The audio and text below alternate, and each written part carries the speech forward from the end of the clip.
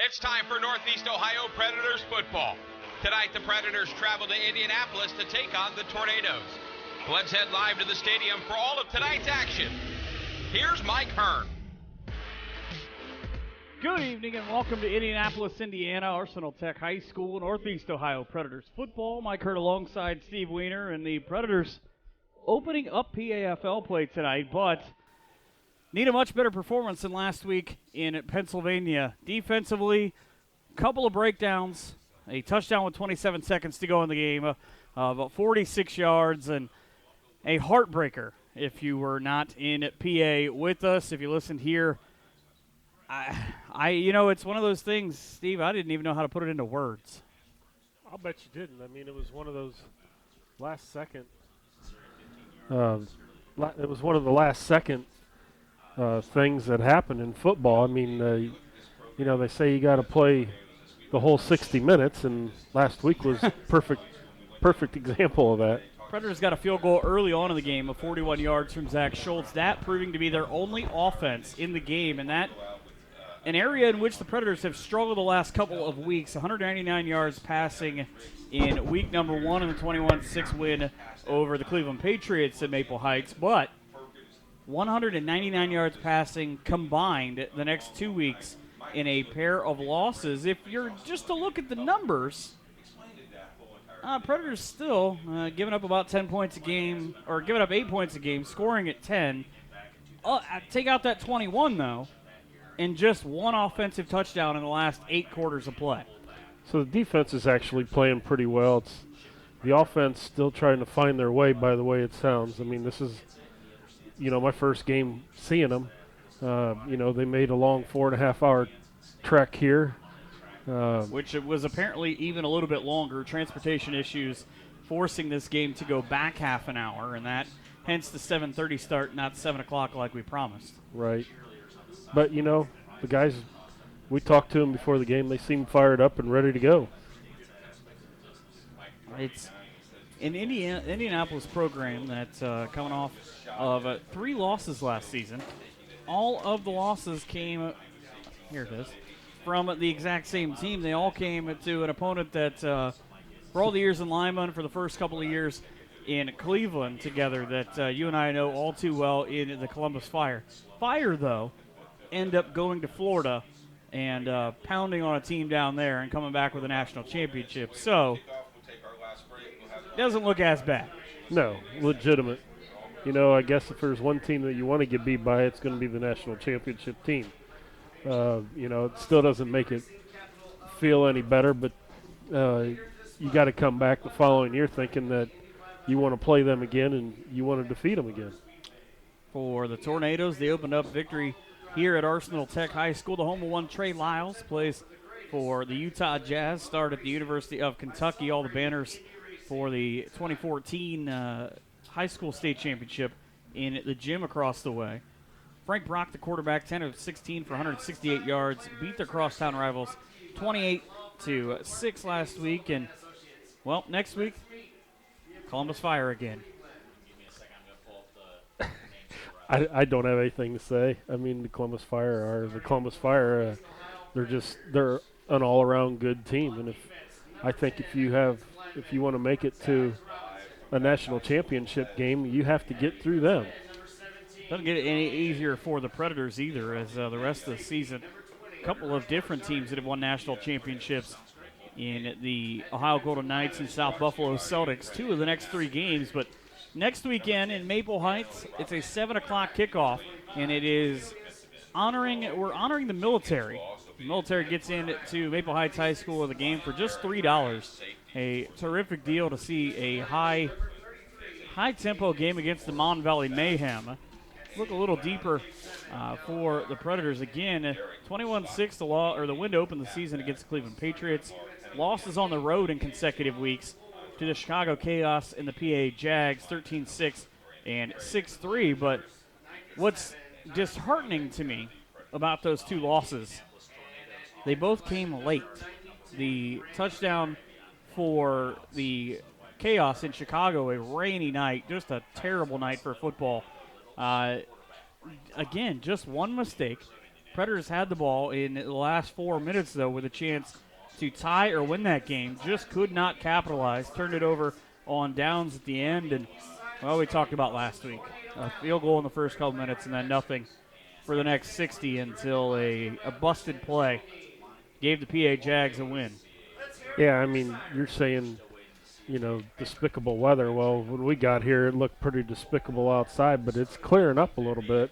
Still isn't going to get very, very warm as we're at 46 degrees and the temperature is going to keep going down. But,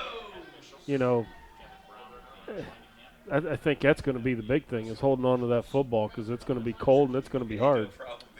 See what the running game turns into for the Predators. Of note, a handful of players not here for the Predators, including the season's starting quarterback in Julian Drish.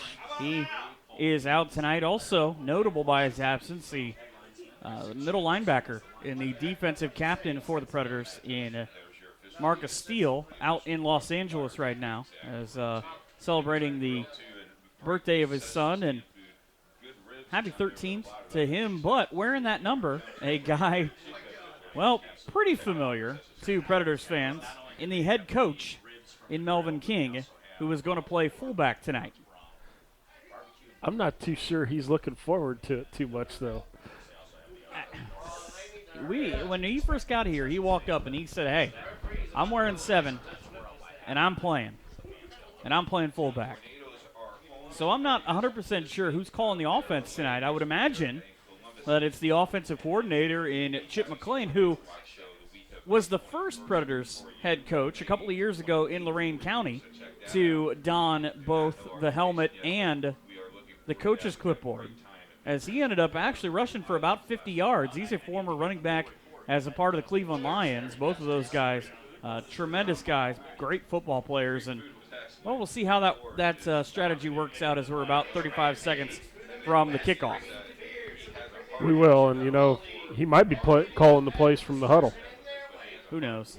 So Slap Thompson is the quarterback tonight as he will get things started. We'll tell you all about him when the Predators get the ball for the first time. It's a Northeast Ohio Predators team trying to get a lot better than their 2.3 yards per carry they have had in 63 carries this season. 10.9 points per game to 8.3. Razor thin margin for an offense averaging 180 yards a game. Today's game brought to you by Full Tank Transportation. Give James Keck a call. It's 440-897-0497. We'll have the kick when we come back. You're listening to the Northeast Ohio Predators Football Network and ZSportsLive.com.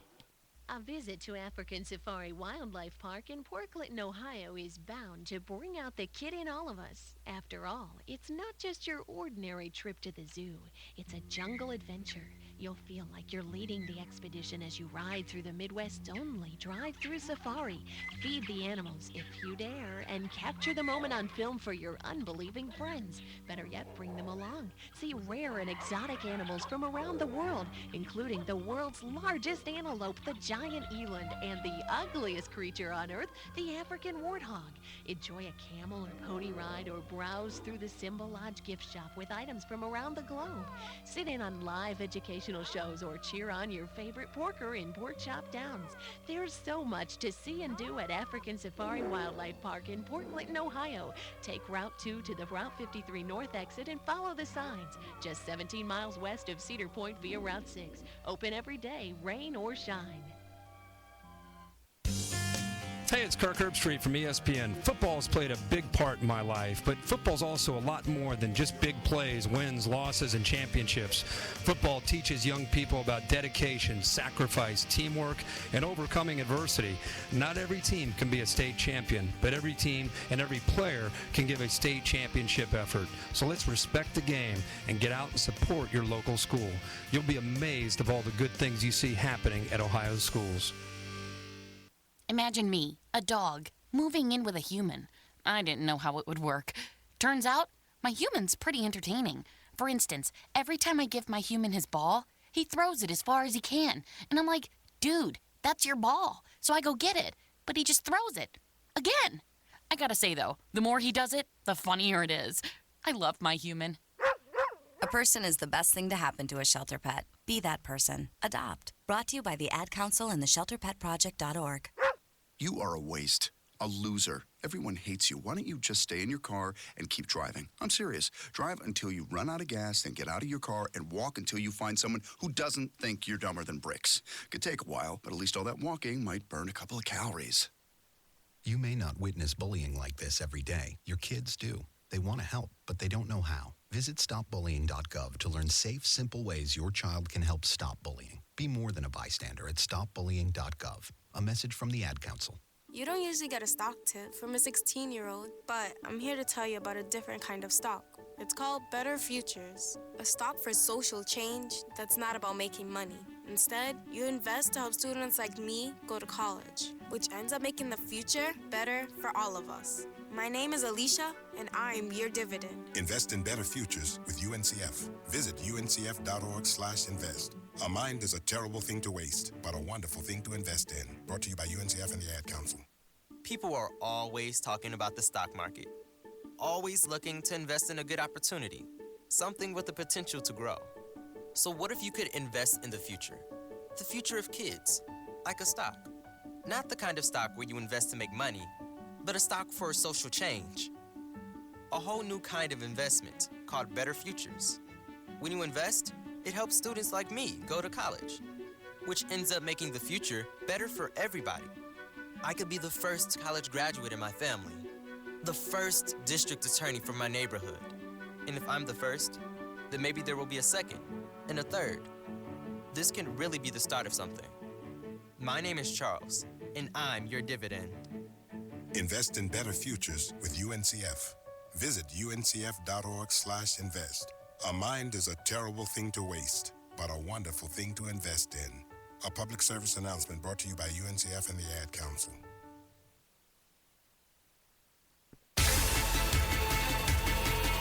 Back to the action. This is Northeast Ohio Predators football. Back here to the Northeast Ohio Predators Football Network by Kurt and Steve Weiner. Predators 1-2 this season as they head out to do the coin toss. The captains for tonight, Danny Skalecki, Roosevelt Collins, a pair of All-Stars, and Brian Darden is the other captain, coming over this year as a member of the secondary for the Predators. Predators in their home, I'm used to them being home, but now the road whites with the red numerals and the red, white, and black slashes down the side.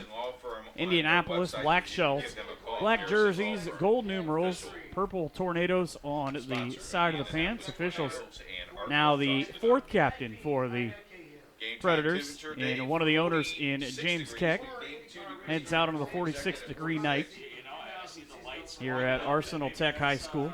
The Tornadoes jerseys and people from Cleveland are going to understand this, but it's sort of like the Baltimore Ravens. Oh, you said it.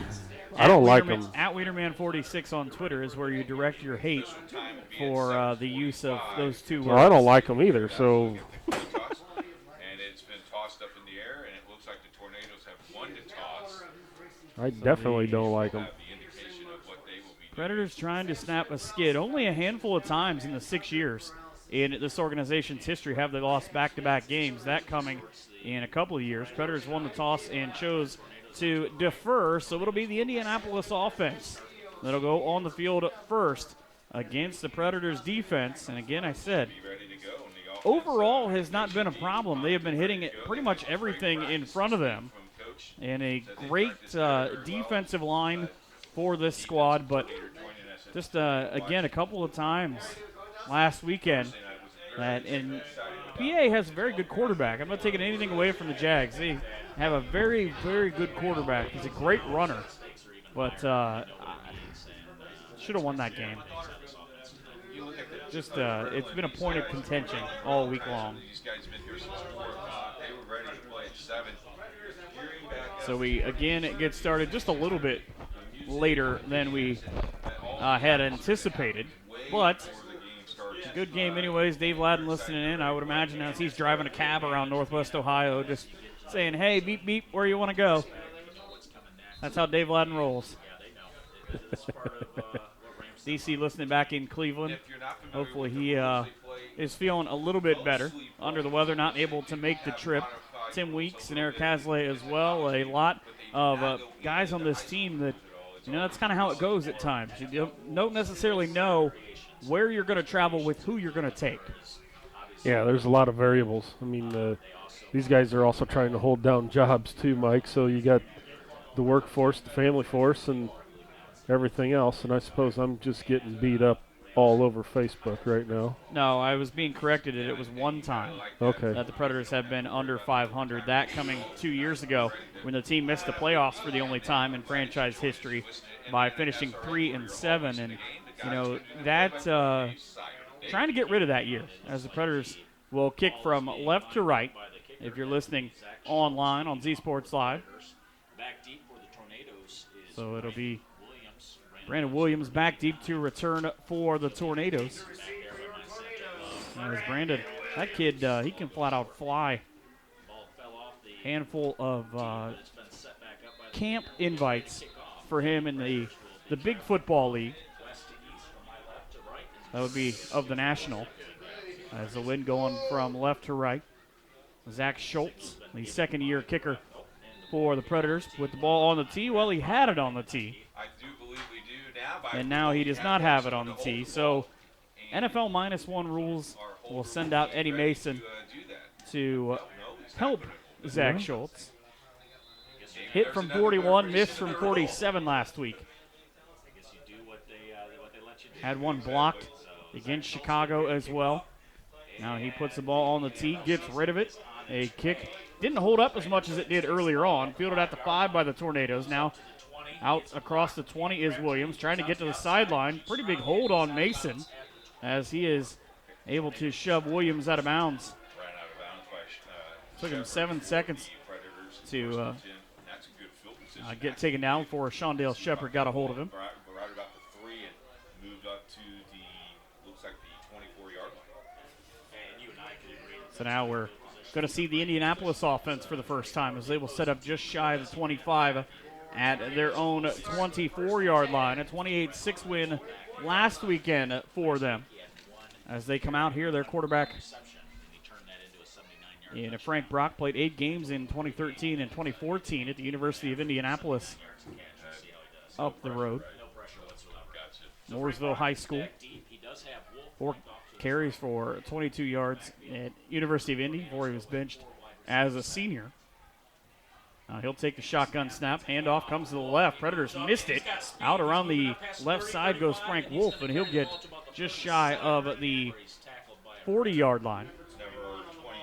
Wolf can flat out run. St. Francis University in Fort Wayne is where he played at. Gain of 15 right off the bat, Mike. Not a good way to start. So the first down for Indy. Well, I tell you what, he listed it up very quickly, so I think he's ready to go. Cortez Robinson must be the fastest man alive. He got announced as a starter, but he's in the press box. So 1st and 10 for a defense missing the PAFL's second leading sacker last year. Finished 16, just one behind a guy who broke the record in Kevin Sitgraves, who's out there on the field. Brock drops back, tries to run straight ahead. He'll get maybe back to the 38. Football on the ground. And the initial, I thought it was going to go back to Indianapolis. And based on the Predators' defensive reaction, it will. And there's a penalty flag. So it doesn't take you very long to get a flag here in Indianapolis. As they're explaining to Brian Darden. There was no gain on the run. And the defense is backing up. So the Predators are moving from left to right here today. Tornadoes conversely right to left. A personal foul against the Predators will move the ball up. All the way back to the Predators' 46-yard line. They did a good job of containing Brock. He only gained a yard. Said he threw for almost 200 yards in the win over the Crosstown Rivals last week.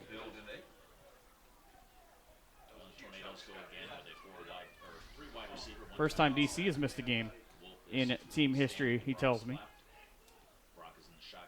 Now the shotgun set, 4-by-1 for Brock. Drops back. Here comes Sitgraves. Screen pass out to Wolf on the last side. Went to the 50 on the left and came back to the right. Got across the 45 down to the 43. He picks up 3 yards. Brings up second down and 7. He threw it back about a yard. Still made the tackle, number 33. But awesome. So a big shot there defensively. Predators, and Steve, that's one thing right now teams have done to the Predators is they know they're going to play the screen hard and they're going to try and rush you from the backside. A.J. Cephas, I call him a shark. He calls himself a gopher for as low as he gets underneath the opposing offense. Able to make it, but that happened last week where the Predators gave up a handful of yards to PA, and Chicago did it just unmercilessly.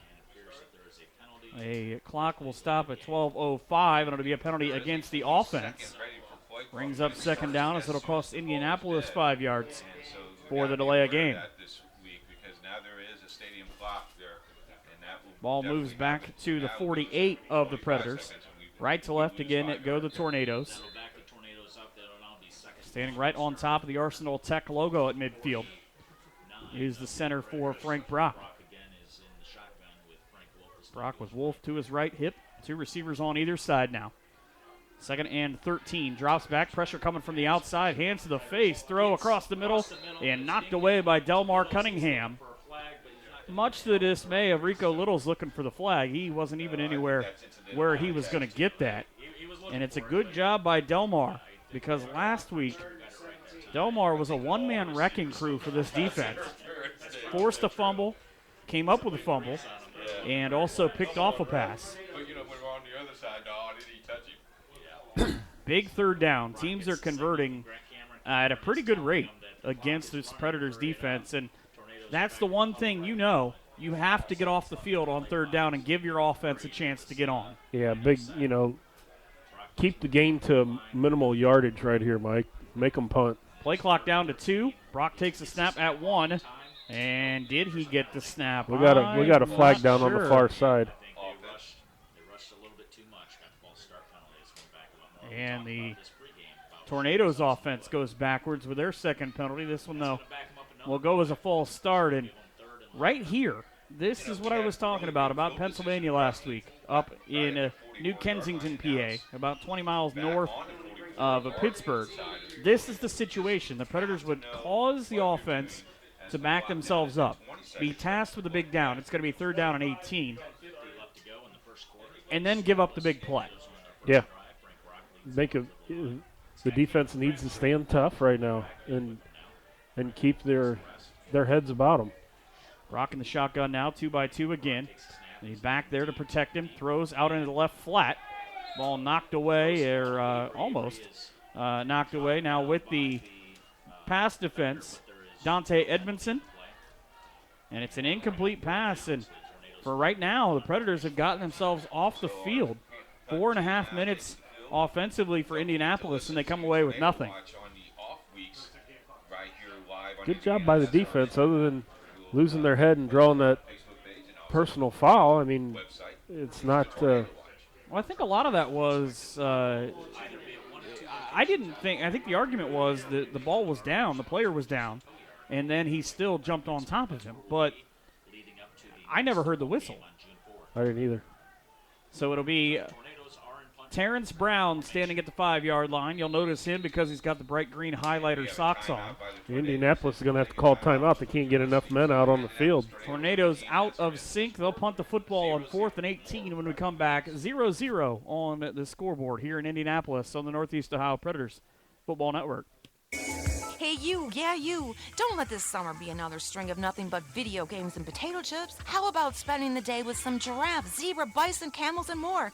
You can even feed them if you dare. Enjoy a camel ride, browse the gift shop, grab a bite to eat at the snack bar, or cheer on your favorite porker at the Pork Chop Downs Raceway, only 17 miles from Cedar Point. African Safari Wildlife Park makes a great stop for all ages. African Safari Wildlife Park, a world away in your own backyard.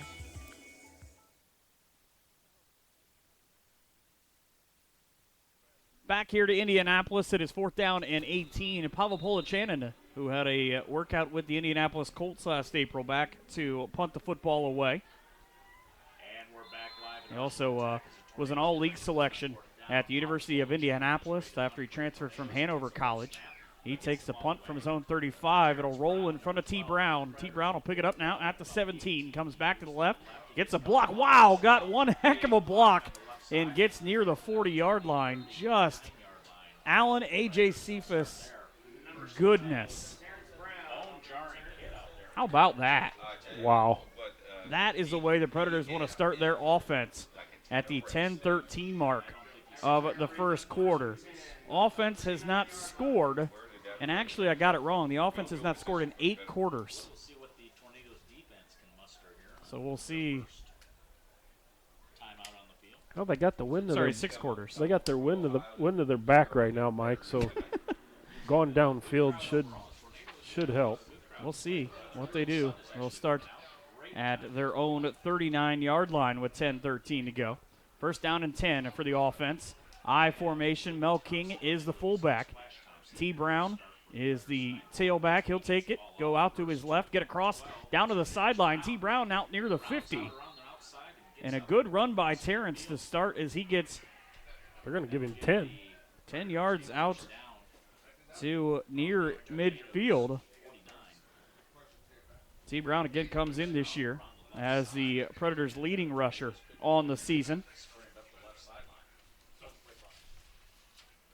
Call him Terrence, I call him T. Brown. Shaw High School and the University of Akron made the PAFL All-Star team last year. Terrence, 77 yards rushing coming into today. And here is Slap Thompson, like I talked about, 10 of 24 for 145 last week. Predators on 1st and 10. He may have gone the wrong way. He turned to the left. Nobody was there. He came back to the right. And after that, he ends up losing 2 yards as the front line for the Tornadoes just said, hey, go down. And he did. So a loss of 2 on the play. Talking about David Thompson, has 7 carries for 19 yards last week.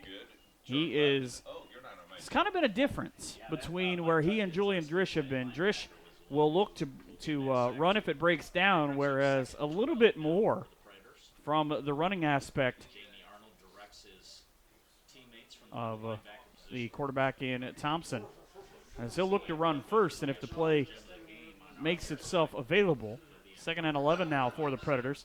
Handoff, T. Brown stymied immediately at the 45-yard line. Right into the backfield is Michael Judkins, a linebacker. Wow. He's going to lose 3, going to take it back to the 45, but good job by the defense to blow that one wide open, Mike.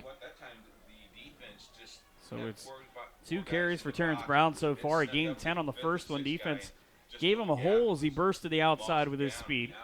This time he's not able to get there. It's 3rd down and 14. Predators at their own 45.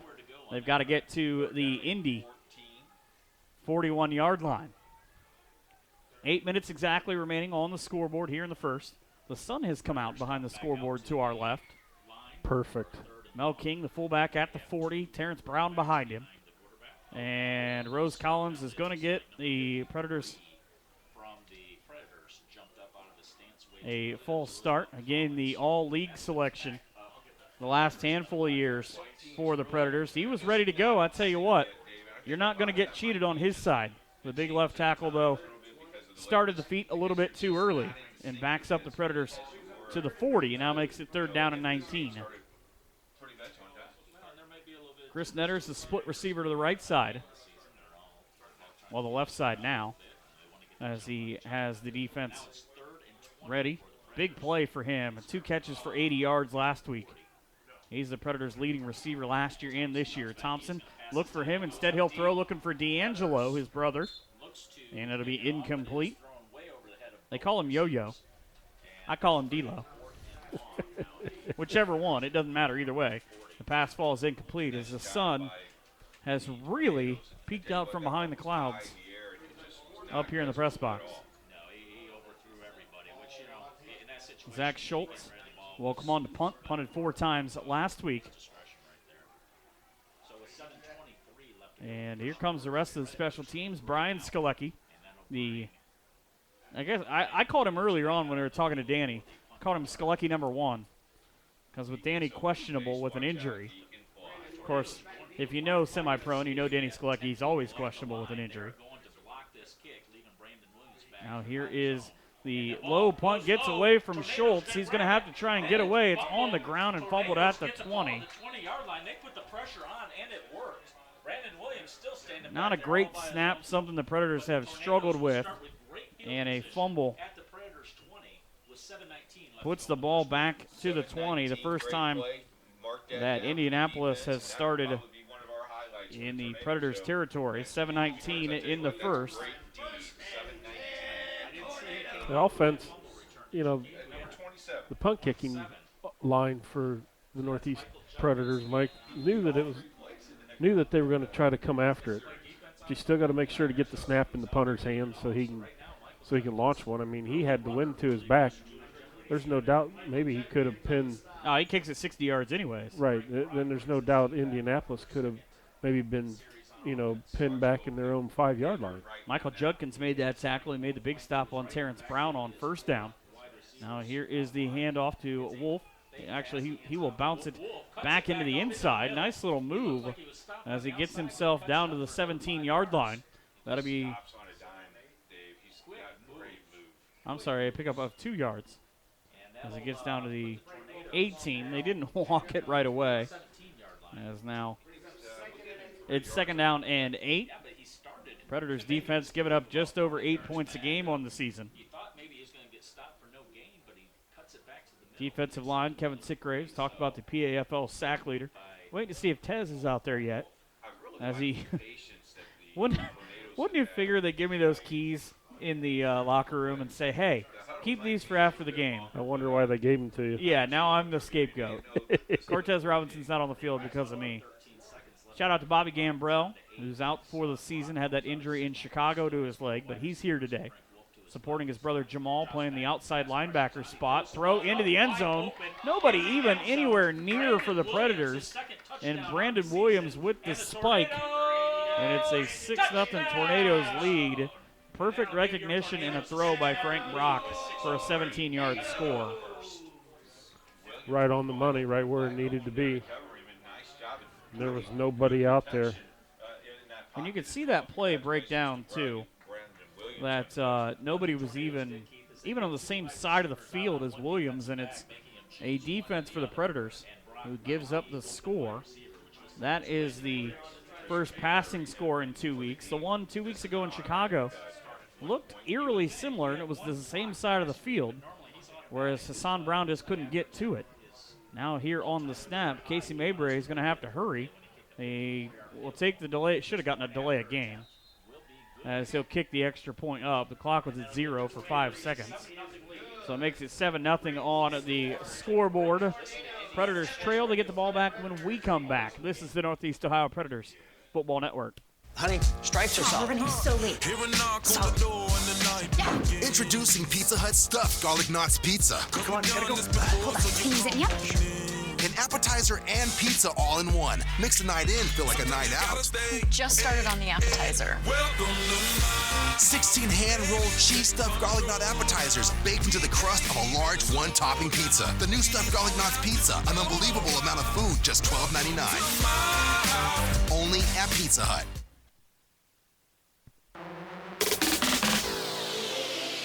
Back to Mike Hearn with more of the action of the Northeast Ohio Predators on the Predators Football Network. 2 plays, 20 yards for the score. It took just a minute and 16 seconds for the Tornadoes to put the first points of the game on the scoreboard here at Arsenal Tech High School. Predators, not a bad drive on their last one. Had some things going correctly early. Missed on a couple of pass plays, and they'll need to do better here as they send it back Terrence Brown to return the kick. And I want to say it's D'Angelo Thompson who is near him. He's got the different helmet that I'm used to. So now here is the kick. It'll go back to the 10-yard line. Fading back now is the return. Actually, it's Casey Gladney, the receiver out of no, it's Chris Green. Even better. Penalty flag as he gets to the 25-yard line. It was 37 was the player. Promise you I will get this correct. Casey Gladney, by the way, the University of Cincinnati wide receiver, who is a part of the Predators and who is dressed here today. A big play capability from that young man. Predators get out to the 26-yard line but get nailed with a penalty that will back them up. They are going left to right, trailing at 7-0 on the scoreboard here. Oh, now Indy got hit for a hold. They're going How to about call that? a holding on Indy. So the Predators now will start with terrific field position as they will put them just shy of the 40-yard line. About the 38. Offense has got to get going. 5:51 and rolling. Question why the clock was already rolling. But, hey, maybe somebody I know knows what I don't. Wouldn't take a lot.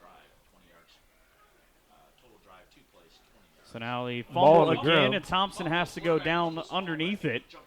The miss on the center quarterback exchange. And David Thompson has to go down. But he is able to recover the fumble. Predators will lose a yard. It brings up 2nd down and 11.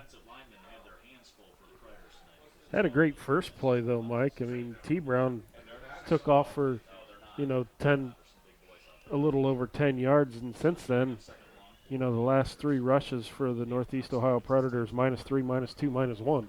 James Hamilton and Eric Pachowski, the center and the right guard, respectively. Rose Collins is at left guard. Waiting to see if I can pick out the rest of them.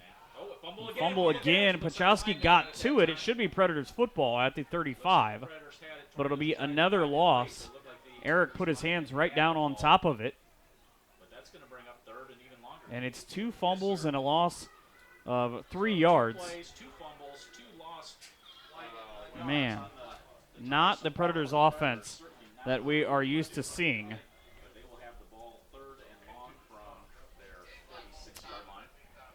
An offense going through apparently a lot of growing pains. Switching from a different quarterback. Last year it was Ryan Young and Danny Skolecki at times. Also a little bit of Slap Thompson, who finished the year as a member of the league champions in the Ohio Golden Knights. Terrence Brown and Mel King offset left. Now they'll set King to the right side. 4:24 to go. Play clock they do have here at Arsenal Tech, down to 10 seconds. And another fumble. Thompson trying to make something out of it. He ran right into the linebacker. And if you've been paying attention, you can guess who it is.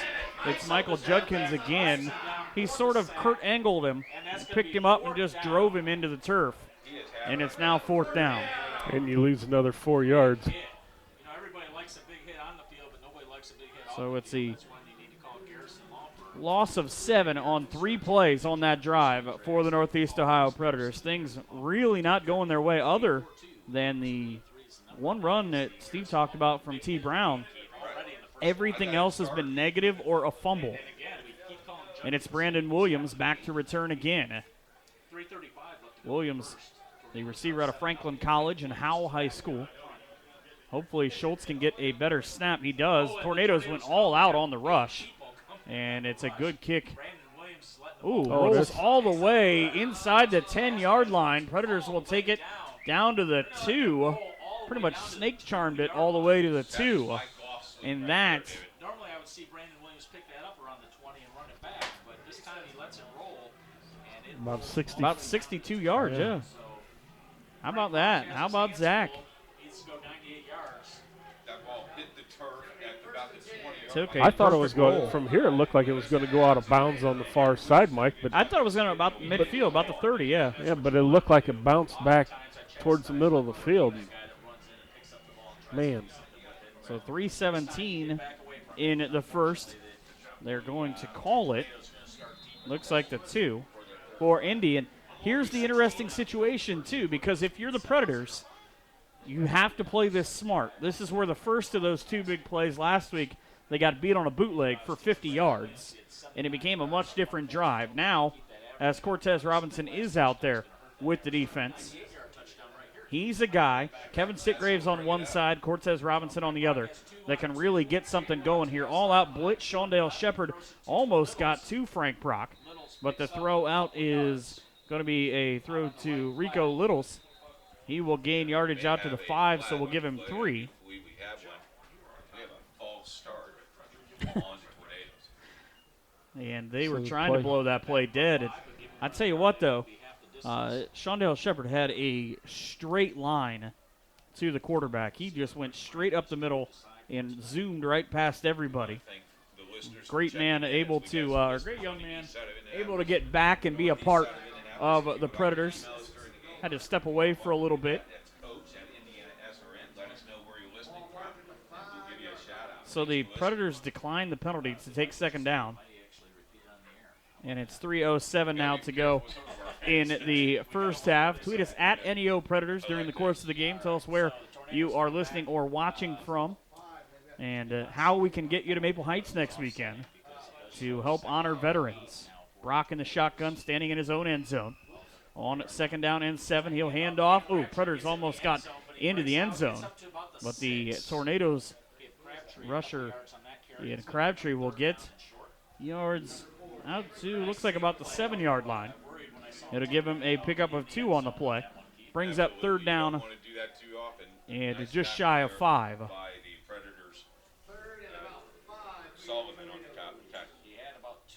Brian Darden, the safety, the hard hitter for this group, had a couple of knockdowns last week as he's got Gambrell in front of him and also Dante Edmondson.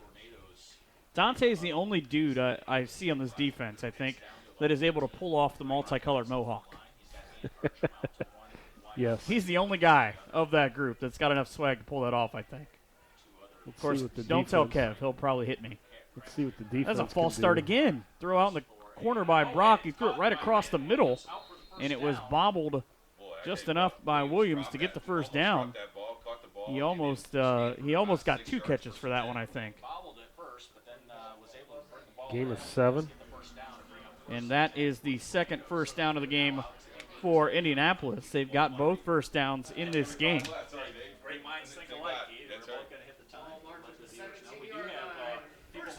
My dude, Mike Swisher. No, you know it killed me to make that snake charm reference. Those guys from across the way who they won't play us for some reason this year. No, I'm just saying. Get to a conference championship game or a league championship. Become those big guys. Trip set to the left for Brock on first down. Throw over the middle, knocked down by the big right hand of Jamal Jenkins. Looking like his nickname, Bully, on that one. And the clock runs on incomplete.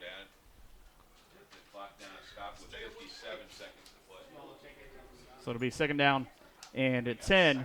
Jenkins is a massive human being, first of all. But when he just sticks the hand up, it does not matter as an offensive lineman if you're engaged with him or not. He's just going to reach over you and just swat it out of the air. He towers me, and I'm 6'4", so go figure. Lone receiver and Anthony Antrim to the left out of Detroit Cass High School. Now joined, it's 2 receivers on each side. When I said it, he was the only one. 56 seconds to go in at the first quarter. 7-0 Tornadoes. A quick pass out to Williams on the left side and a good tackle. Gambrell able to get right to the ball. And it'll bring up third down after the loss of 1.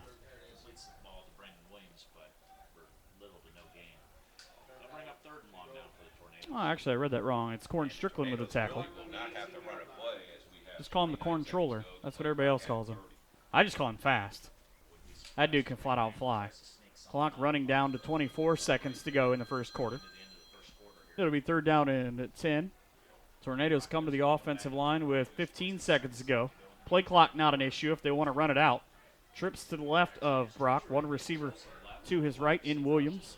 Takes a snap, surveys the scenery to his left. He'll scramble out of the pocket. Predators got to him. And the sack as that'll be Cortez Robinson with the sack. He's going to lose 2 yards on that, Mike.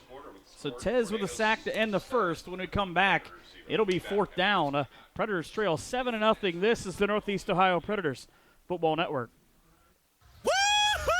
Does your fill-up make you feel this good? It can with Shell and the Fuel Rewards Network program. Yeah. Just shop through fuelrewards.com and dine at participating restaurants to earn rewards. Then use your Fuel Rewards Network card at participating Shell stations to save big! Want to pay less for fuel? A lot less? Sign up free at fuelrewards.com. Restrictions apply. Limit 20 gallons per purchase per vehicle. For information on rewards expiration and other details, see fuelrewards.com. Fill up with nitrogen-enriched Shell gasoline at the Shell Party Mart locations in Ottawa, Lipstick, Kalida, and the Main Street Party Mart. When danger is imminent, will you be prepared? Now many mobile devices can bring you critical information from local sources you trust. With the unique sound and vibration, wireless emergency alerts keep you in the know wherever you are. Learn more at ready.gov/alerts. Brought to you by FEMA and the Ad Council. Get the latest on Predators football by going to neopredators.com.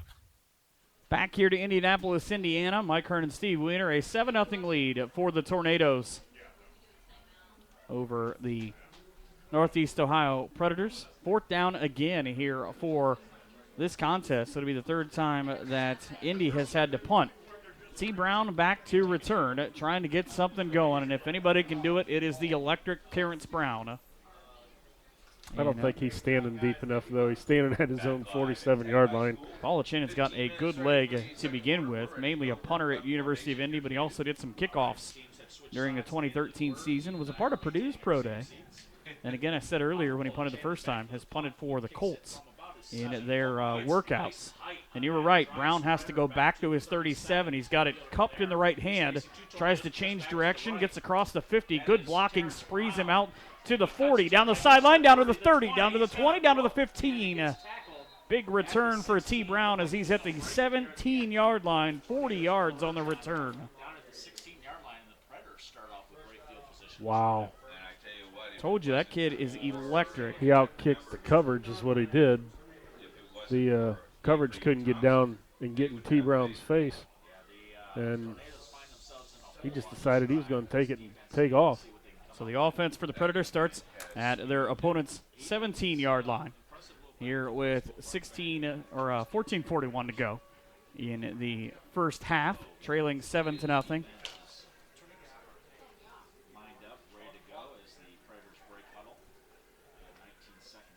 So we'll see what they can do. I said the last 3 times that they tried to move the ball on the offensive end. They fumbled the football. Hopefully they can get a better center exchange here. Thompson under center, almost fumbled it. Did put it right in the belly, I believe. It hit the fullback and he fumbled it. But he was able to go down on top of the ball. Predators don't gain anything. That ball did not go straight to the ground. No, and it never exchanged hands. I think it was he tried to put it in the belly of Derek Slocum, who was the tailback, but no gain on the play. And the Predators take a timeout. 14:36 to go in the first half, trailing at 7-0. It's the Northeast Ohio Predators Football Network here on Z Sports Live. My name is Ruth Rusi, and this is how I live united. I read to children as part of United Way's education program. It helps them create links between language and literacy and prepares them for a better academic future. I figure I have the time and they have the need. My name is Ruth Rusi. I help kids prepare to succeed in school. So I don't just wear the shirt, I live it. Give, advocate, volunteer, Live United. Go to liveunited.org. Brought to you by United Way and the Ad Council. So I'm a cat, and I just moved in with this new human, and she's got this little toy she's always playing with, all day long. Tap, tap, tap, tap, bloop, bloop. She can't put it down. There it is. Oh, and get this. She even talks to it. Last week, she asked it for Chinese, and guess what? Slocum is the fullback here for the Predators offense on 2nd down and 10 now. As Thompson under center, fumble again, tried to make something out of it, and again, he got himself smacked by one of the linebackers in front of him. He gains a yard, so he gets it right back. Jamie Arnold just put a shoulder right on top of him and slap. I said gains a yard, but man, He gained that yard in the most painful way possible. Right, and out of the last 7 rushes for the Northeast Ohio Predators, that's their first positive yards that they've had. Zach has got, talking about Zach Schultz, has got one heck of a leg, and it would be well within his range as he's running up and down the sideline. But you would hope that the Predators can do something here. Split back set for Slap. Drops back, good protection, throws a deep ball, back corner of the end zone, looking for netters, knocked away. And a defensive back and a good stop that he went all with him. Tyrene Futch, he went step for step with him, and they were pretty much holding hands the whole way. Kind of had their arms linked. So now it'll be Zach Schultz who will come on to kick the field goal. We'll see where they spot it at. And, hey, Danny Skalecki keeps his record of playing in every game for the Predators alive. He didn't want to break that streak. So he will be the holder, the normal holder as well for Zach Schultz, who will try and kick it in. Had the high snap. Danny, he got left out to dry, and that is not good. Eddie Smigelski lands on top of the football. But a fumble again, a high snap. Predators, I believe, in the normal offense, is James Hamilton, who is the center. I didn't see who the long snapper was, but, man, just got smacked.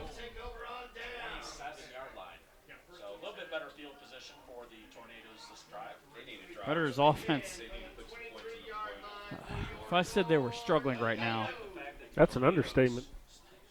Tornadoes start at their own 23-yard line. 13:44 to go in the first half. They have punted twice and have a 17-yard touchdown pass from Frank Brock to Brandon Williams. Brock in the shotgun now for the first of this play. Just a man on his right hip. Defense jump. Were they able to get back? The answer is no. Free play for the Tornadoes in the backfield. Cephas and company make the tackle, but it won't matter. It'll be going forward 5 yards. Say the black and the white stripes.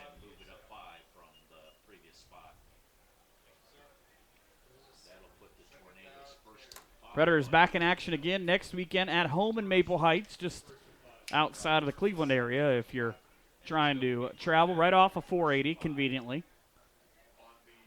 Against the Mon Valley Mayhem, that a 7 o'clock start. First time that the Predators have ever played at the Mon Valley Mayhem. That'll be the second PAFL game of the season, but the opener for the league at home. And the Tornadoes in the huddle still with 10 seconds to go on the play clock. 13 minutes to go on the game clock in the second quarter. Now Brock taking the time. Again, a delay. It should be a delay of game. It's been 0 for a while now. And it'll be the second delay of game on the Predators offense. Or on the Indianapolis offense, rather. So, saw this a couple of weeks ago. You get 5, we get 5. Not sure that's how that coaches will draw that up. No. So we'll go back first and 10 from the 22. Now first and 10. Corn Strickland, the corner on the near side for the Predators, working against Brandon Williams. Pistol set for the Tornadoes on first down. Ball high. Brock can't get to it. He'll fall on top of it, either he or Frank Wolf. But a high snap and almost that same side of the field. We saw that just a couple of minutes ago. Yeah, and they're going to lose 10 yards on that, Mike. Going to take it all the way down to the 12-yard line.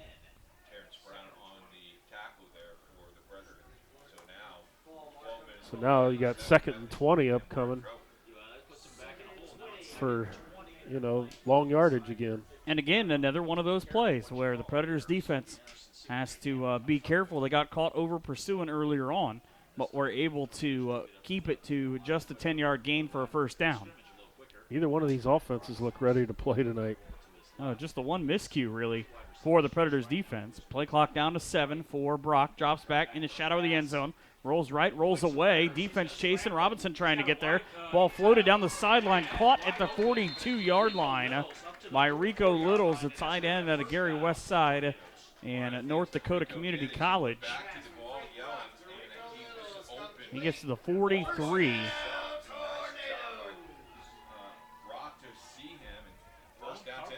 And a big gain there for him. A 32-yard gain. 30. So that's a first down. Excuse me, you're right. 32. See, I can do it. I can't. Public school math. Didn't help me. Again, at 8:30, this game an hour old. We started half an hour late. The Predators had some transportation issues. Now 2 to the right and 2 to the left. Middle of the offensive line left way early. And a defense not able to get to Cornelius Edmond out of Pike High School right away. He gets out to the 49-yard line. They'll give him a gain of 5 on the play.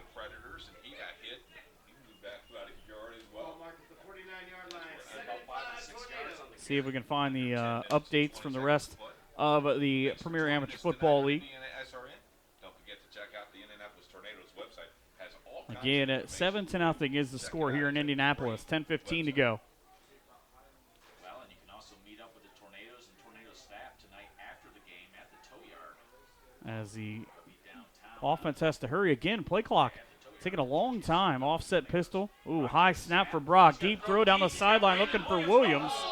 And is that a penalty? No, it is not. No. Feet tangled right on the run. Step for step. They're going to say the feet just got tangled up as both players back looking for the football.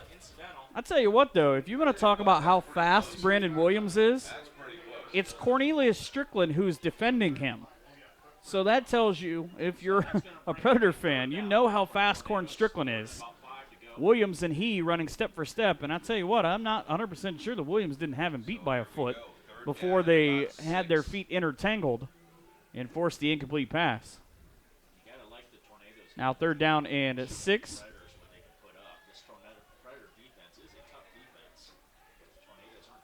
Four down linemen for the Predators. They are all going to probably come on this play. Just under 10 minutes to go, and Brock didn't get it off again. They tried to beat the play clock, but a false start with 2 seconds left on the play clock.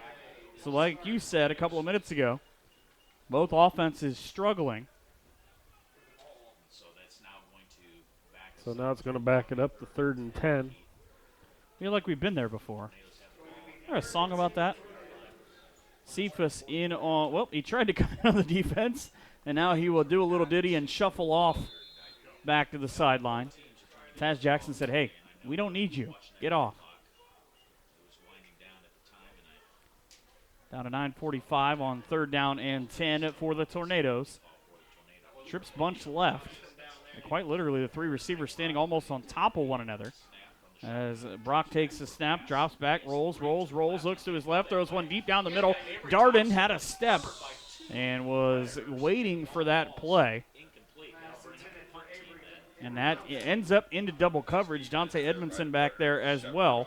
And at Shawndale Shepherd, it's now 4th down. Off the incomplete pass, and this is where you got to hope T. Brown's got another big return in him, because if this is a boom from Paolo Pavlichin, it's this one might go in the end zone, though. Yeah, Pavlichin's got except the wind has died down. Yeah, it's virtually non-existent for what we thought was going to be a terrible day. It's only 50 degrees out, but it is it's a beautiful day if you just look at the sky. And you're in a warm booth. That's also a big part of it. Yes. Ball at the 30. Now the play clock. High snap. Oh, almost blocked by Cephas. And you're right. It will boom into the end zone. So the Predators will start with it at the 20-yard line. 9:16. And there is just a difference of opinion on the other sideline between one of the Tornadoes and some of the Predators.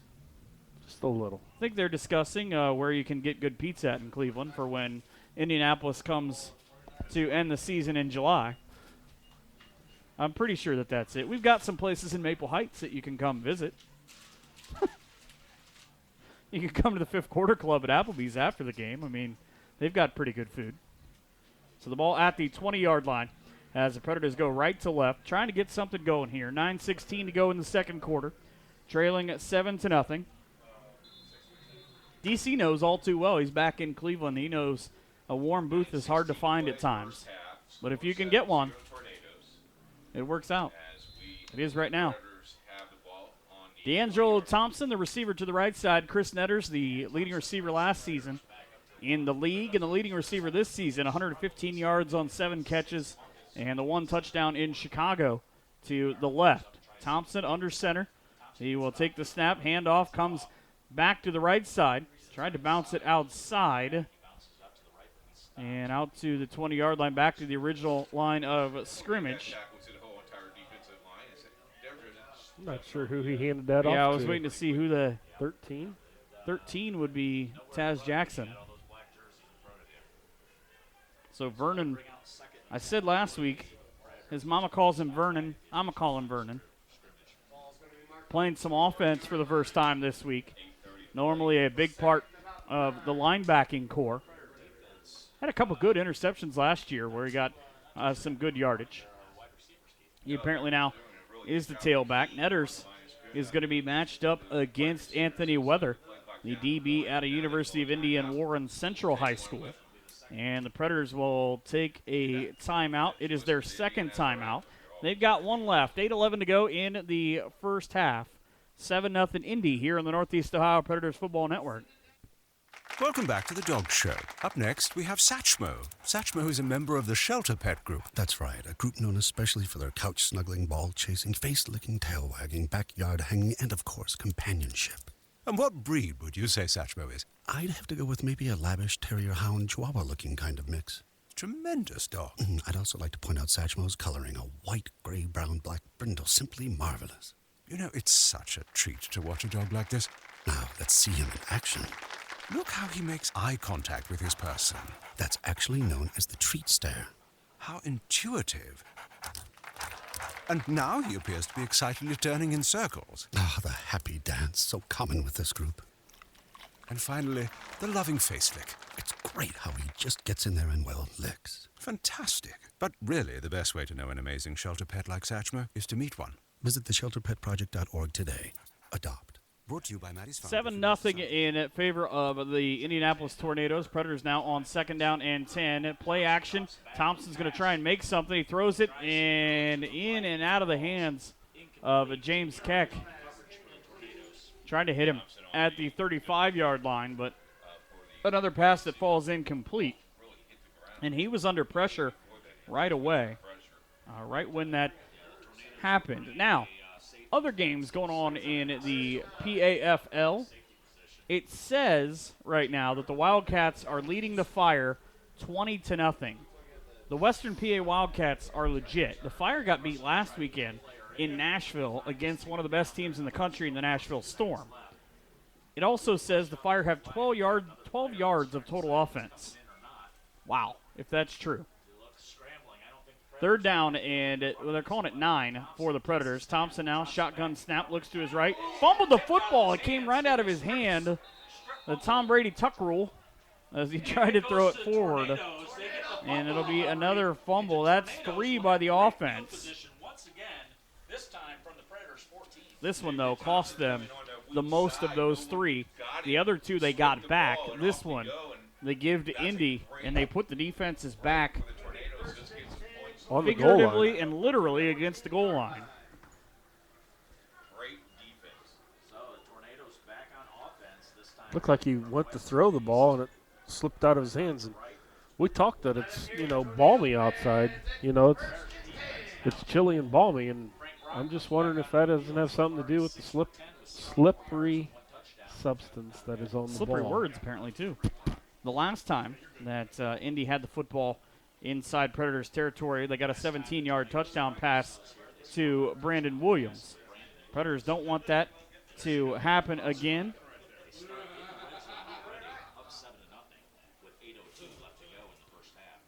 Brock now in the shotgun. Actually, kind of an offset pistol as he does the pump fake. Went for the same play again, And again, it's a touchdown. This one will go to Ariane Cook. Man, just almost the exact same throw, just on the opposite side. Aaron Cook with the touchdown reception. Brock now with the touchdown. Makes it 12-0, or 13-0 rather, on the scoreboard here in Indianapolis. I'll bring Chris Mabry, the Indiana State University kicker, on to kick the extra point. Play clock, it's been an issue a handful of times. It's down to 10 as the special teams gets ready. They were just waiting forever as it's down to 4 now. And the snap is blocked. Coming right through the line and getting the block.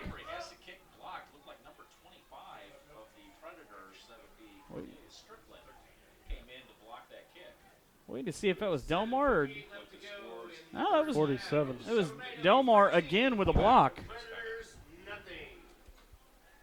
So Delmar has proven to be big in this game again as he keeps it to a 13-0 lead. A 14-yard touchdown pass makes it 13-0. A 7:58 to go in the first half. And it's in favor of the Tornadoes. Again, the PAFL opener for both teams as teams across the league getting started tonight. The Lightning beating the Columbus Gladiators 15-12. Beating the Gladiators. And the Gladiators, a playoff team from last season. They ended their run in Maple Heights in the first round. The Predators came away with that win at home. Lorain County Nightmares up over the Cleveland Patriots 21-0 at the half. The Express were supposed to play the Storm, but it got canceled due to field conditions, and I believe that had to be in Akron. That had to be at the Storm. The Express have a beautiful field that will see the Predators come to town later on in the month of June. We'll have that game here for you as well as all the games all season long. That's July the 9th. Mabry will kick off to the Predators. As it'll be T. Brown back to return. He will await the football back near the goal line. Catches it going backwards at the 4-yard line. Now he'll get a head full of steam. Good block from D'Angelo Thompson. He's got room. Got 4 guys to beat as he gets across midfield. And he gets tripped up at the 49-yard line. T. Brown with a 45-yard return. His last 2 returns, almost 90 yards. I think he tripped over his own feet, though. It looked like he hit, that white line that marks the 45. It sort of looks like he, trying to make a cut, and his feet just got tied up within each other and managed to stumble forward, though, before he was taken down or touchdown at the 48-yard line of the Predators. 7:47 to go in the first half. Now as the Predators come back to the line, 3 fumbles in the game, the last one going for 7 points. And it'll be Thompson in the, looks like he's going to go offset shotgun, almost a pistol as he drops back. Spins the ball, pressure coming from the backside. Short arms one to Netters on the right side, or to Thompson rather on the right side at the 45, and it's incomplete. Throwing the football this season, the Predators, I said, have had some issues. You look at the season totals. 28 of 76 throwing the football, 398 yards in 3 games. And if you're a math major like Steve, you know that's not a very good percentage at 36.8. It's not good, especially in this league. In this league, you better be throwing the ball and completing it at least 50% of the time in order to stay in some of these games, Mike, Right. or you're going to find yourself there's some far behind. Great offenses. 2nd down and 10 now. Thompson busted play, scrolls over to his right. He's going to try and run. He's going to get stopped right at the line of scrimmage. He'll get back to the 48, and he's been given a handful of opportunities to run the football, but everywhere he's gone, there have been a host of tornadoes. 3rd and 10 now for the Predators from their own 48-yard line.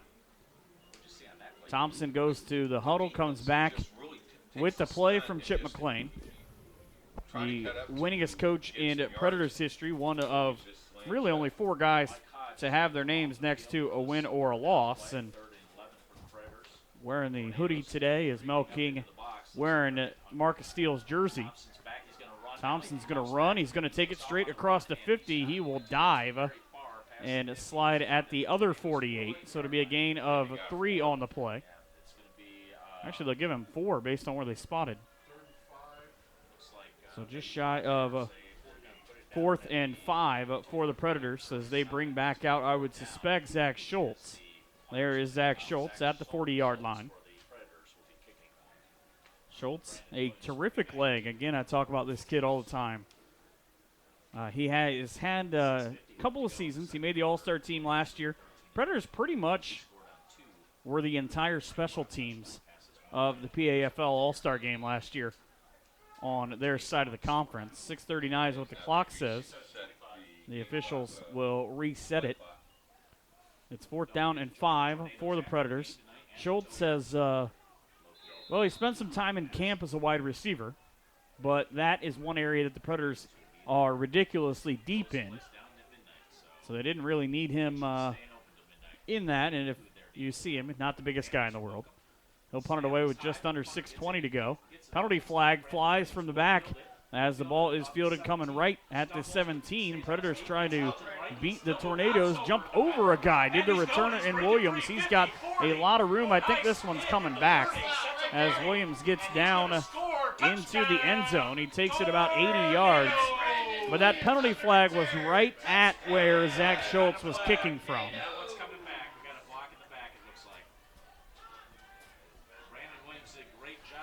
And the Predators head to the sideline. A special teams miscue now. They're going to say holding on the Predators. It was against the Predators.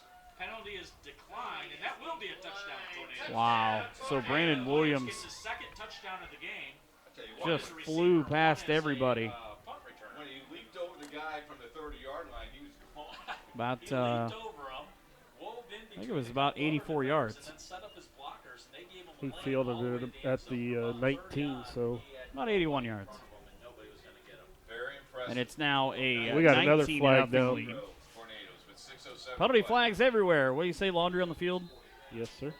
And there's a disagreement amongst some of the gentlemen. And as a lot of Predators with their hands out, I would believe that it would go against the gentlemen in the white jerseys.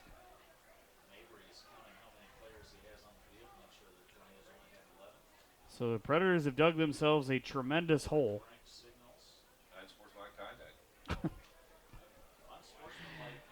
Be assessed on the kickoff.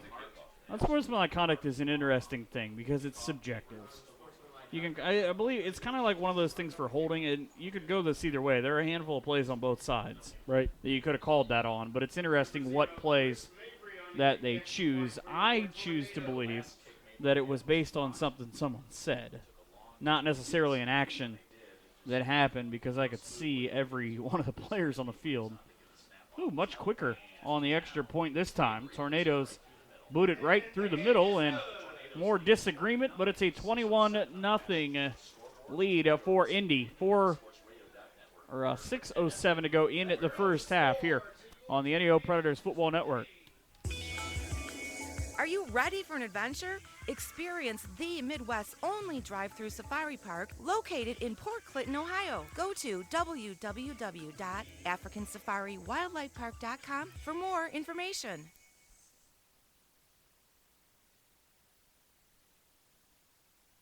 Hear high school football all season long here on zsportslive.com and WZOQradio.com. The Northeast Ohio Predators will take over the football for the second straight time after an 81-yard punt return for a touchdown by Brandon Williams, his second touchdown of the day.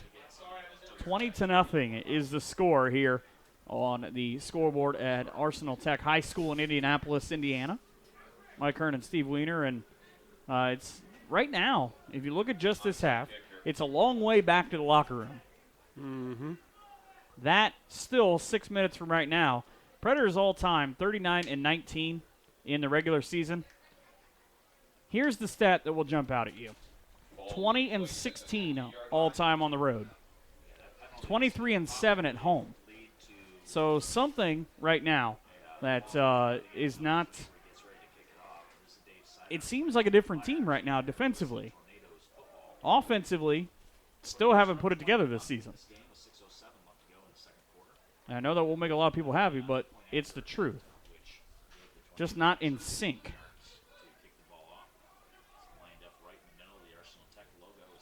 Ball at the 50-yard line after the penalty against the Predators. Last time that the Predators lost back-to-back games, July 26th and August 2nd, 2014. That ball is almost going to go through the goalpost and be the second straight touchback. So the Predators will take over at their own 20, 6:07. And looking at those two games we talked about earlier on, that's the game, or that's the season that the Predators finished 3-7. The loss at Cleveland Central Catholic High School to the Cleveland Saints, 28-7. A couple of these guys who are now wearing Predators jerseys were on the other side of that game. And then the Lorain County Nightmares game, I'll be honest with you, that one of the worst games that I've sat through in semi-pro, because it was an odd thing. You come in at 3-6.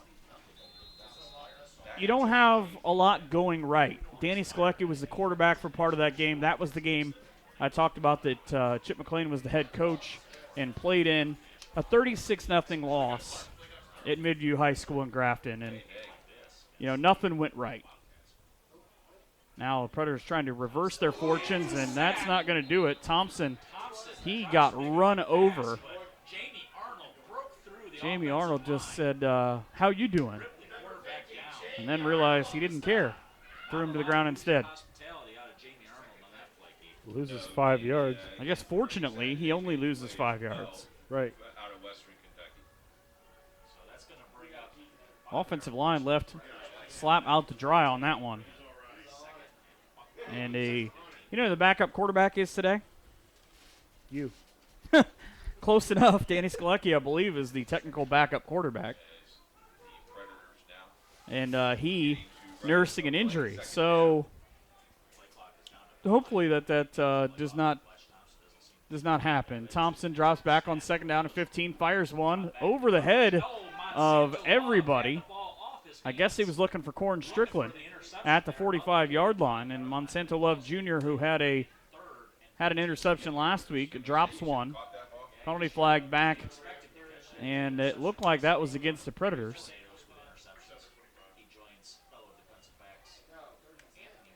So it would have been 3rd and 15. So they will back it up again. And, the content of your character is what do you do when you're down. Yep. Do you give up or do you continue to come out swinging? Right now, it's a Predators offense that kind of looks like they don't know which way to throw the punch. There's guys coming from every side. Thompson has been hit on, at least 5 of his last 6 throws. Stats are not going to look very good for the Northeast Ohio Predators at halftime, Mike. Well, they're calling 3rd and 15, so did they not enforce the penalty? No, they declined the holding penalty. All right. 3rd down and 15 now for Slap. Standing at the 15-yard line, Derek Slocum on his right hip. Screen pass comes out to Sloke, and that hit the ground. Yep. That skipped right off of the turf into Monsanto Love's hands. And the incomplete pass now brings up 4th down. 5:09 to go in the first half. 20-0 Indianapolis. Predators, it's around this team a lot, and it's one of those weird things where coming into the season, acquired a lot of talent. The offense and the defense are just loaded with ridiculous talent, but they just haven't come together yet. And you can see it throughout the course of this game. Okay, maybe it's coming, but the long bus ride getting here late and clearly just haven't clicked yet. Play clock down to 2 seconds for Schultz as he's standing near the end zone anyways. He did not get that off. And the problem for the Predators, there's not a lot of room for them to go backwards already. So they'll lose 5 more yards. That'll bring up 4th down and 20 for Zach Schultz. And the problem with that is Brandon Williams was standing pretty close to good field position just based on where he would have caught it before the last punt attempt. Now he will be in even better field position, standing at his own 42-yard line. Schultz in the back of the end zone here for the rugby kick, and the penalty will stop play. A full start against the Predators. We'll back them up some more.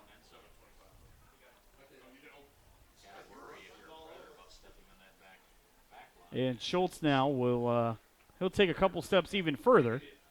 I said he's got one heck of a leg, but man, this would have to be a second kick for the ages. His last punt, 60 yards, but he got a benefit of a handful of rolls.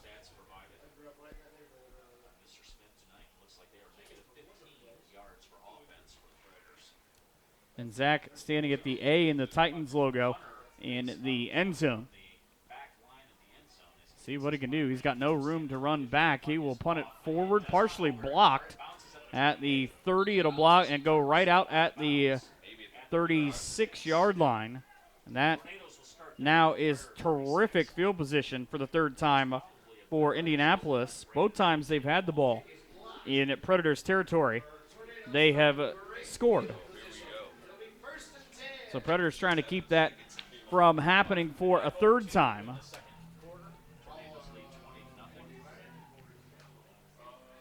See what a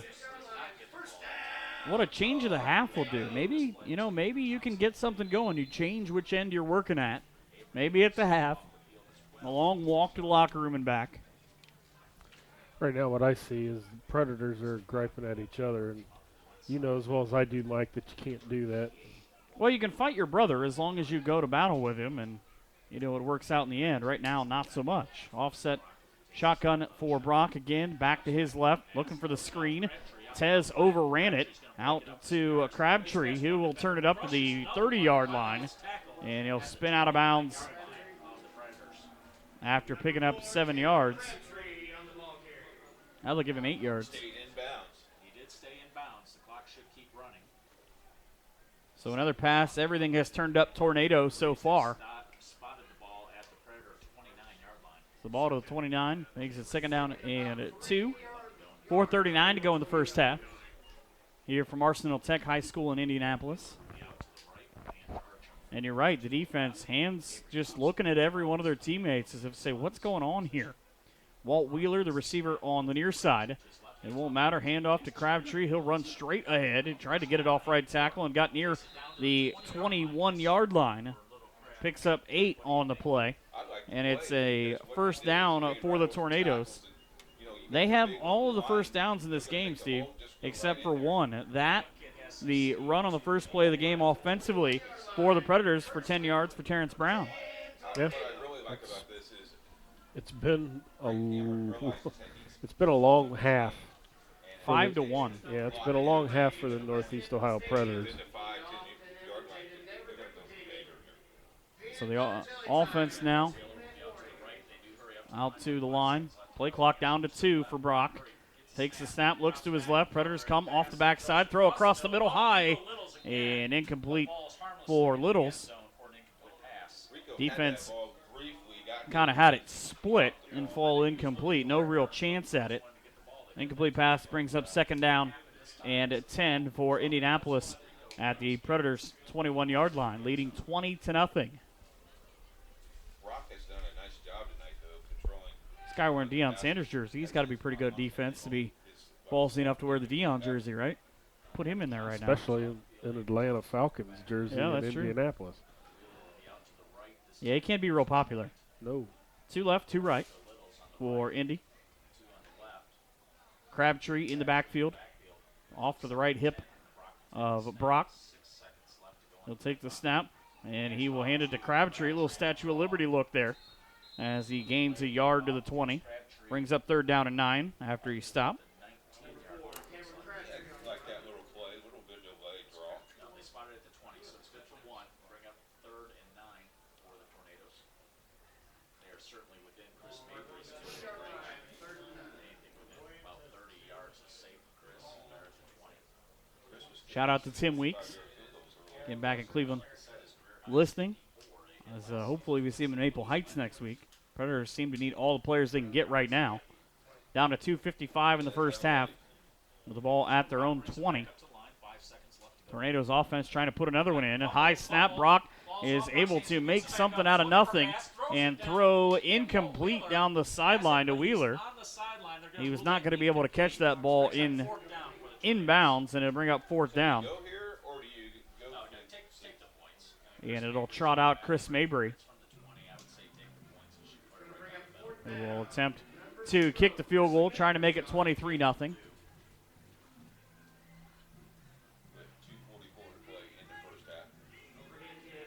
So nothing again. Nothing. I hate to keep going back to this, but nothing working out right now for the Predators, offensively or defensively, as they're going to be pretty close to negative territory, I would imagine, in terms of yards. We have them just for, what, 2 positive plays. 27 yards straight away, and it is right through the middle for Mabry. So a 27-yard field goal makes it 23-0 Indianapolis. 2:44 to go in at the first half. Back here to Indy after this on the Northeast Ohio Predators Football Network. Honey, stripes are soft. So late.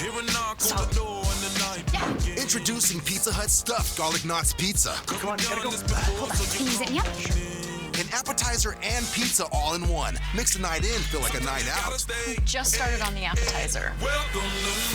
16 hand-rolled cheese-stuffed garlic knot appetizers baked into the crust of a large one-topping pizza. The new stuffed garlic knots pizza, an unbelievable amount of food, just $12.99. Only at Pizza Hut.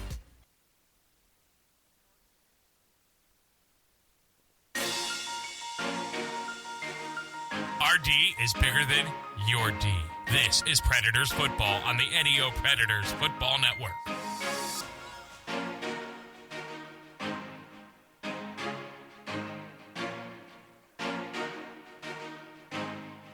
Back here in the Northeast Ohio Predators Football Network, if you want to hear the worst thing, if you're a Predator, that I just heard, I was just told during the break, Predators right now have 55 penalty yards. And how many offensive yards? I don't want to say it. I want you to say it. I haven't figured that out yet, but he just told you. Negative 15. Green returns the football out to the 24-yard line.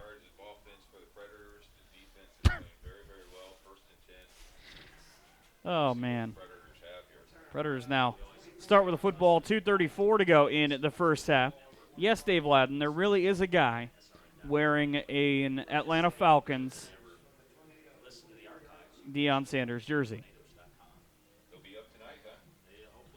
Predators, a lot of work to do here in more ways than one. Slap Thompson as the quarterback, an offense that is not gelling right now at all, and the Tornadoes are making them pay for it defensively. 55 yards of penalties, 1 total offensive yard.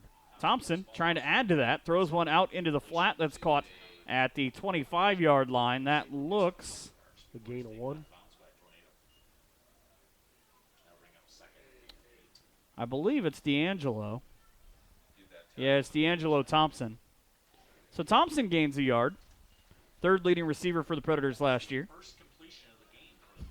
First completion. He is 1 for 7. All right. So they're plus 2 yards now. Predators also, to note, missing L.A. Littlejohn. Hopefully, he is having a good night. He's up in Saginaw, trying out for the Saginaw Sting. Ooh, direct snap caught by Terrence Brown. He was down when he fumbled the football, but did he get back to the line of scrimmage? And a 2-minute warning, T. Brown got hammered, and he now will hobble off to the sideline. As I didn't see where they spotted him. They should give him a yard. No, they're going to say he got back to the line of scrimmage, so no yards gained. No yards lost. Which is a good thing. Second part of it. 2 minutes to go here in the second quarter. Predators trail 23-0 in Indianapolis. You are a waste, a loser. Everyone hates you. Why don't you just stay in your car and keep driving? I'm serious. Drive until you run out of gas, then get out of your car and walk until you find someone who doesn't think you're dumber than bricks. Could take a while, but at least all that walking might burn a couple of calories. You may not witness bullying like this every day. Your kids do. They want to help, but they don't know how. Visit stopbullying.gov to learn safe, simple ways your child can help stop bullying. Be more than a bystander at stopbullying.gov. A message from the Ad Council.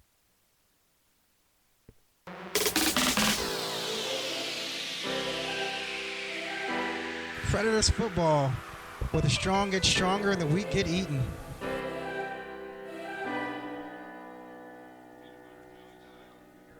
DC's not going to like this, but right now it's the Predators who are being eaten by the Tornadoes. 23-0 Indianapolis with the lead as we come back to Arsenal Tech High School, just in the shadows of downtown Indianapolis. Slap Thompson all alone. He's got quads to his right, caught by Chris Netters. Netters, though, will go backwards, and I believe they're going to give him back to the line of scrimmage, so no gain and no loss for Netters, who I said Chris came in as the team's leading receiver, 2 for 78 last week, 5 for 117 and a touchdown over the course of the season. Tornadoes take the timeout. Clock stops with 1:46 to go. Again, don't forget, next weekend we're honoring the military in Maple Heights. 1 Mustang Way in Maple Heights, Ohio, against the Mon Valley Mayhem, honoring the veterans both of this team and of this nation. Eddie Smigowski, one of the tailbacks for the Predators. Also, Brian Skalecki, the brother, Danny's brother, who's come on this season, playing his first year of football for the Predators. A lot of great young men that have given some time to the United States military. A ball that is fielded on the run by Edmond. Picks it up at the 47, goes 3 yards to his left, comes back to the right on the punt. 22 yards of punting by Zach. I mean, that's one heck of a thing, Gutsy, with 6 of your opponents right next to you. Didn't seem like it bothered him too much. No, he didn't seem to care. So now down to 133. The ball directly in front of us here. The 4th time that Indy has had it into Predators territory. So far, they're 3 for 3 in terms of scoring. A pair of touchdown passes and a field goal. They've also gotten a punt return for a touchdown. Trips right in the triangle to the right of Brock. Snap at 2 on the play clock. Looking, throws into the left flat. Enough for the first down. 10 yards at the 40 to his receiver. And they will work quickly. Ant Archam with the catch. Gain of 13. A first down. That is now 6 for Indianapolis.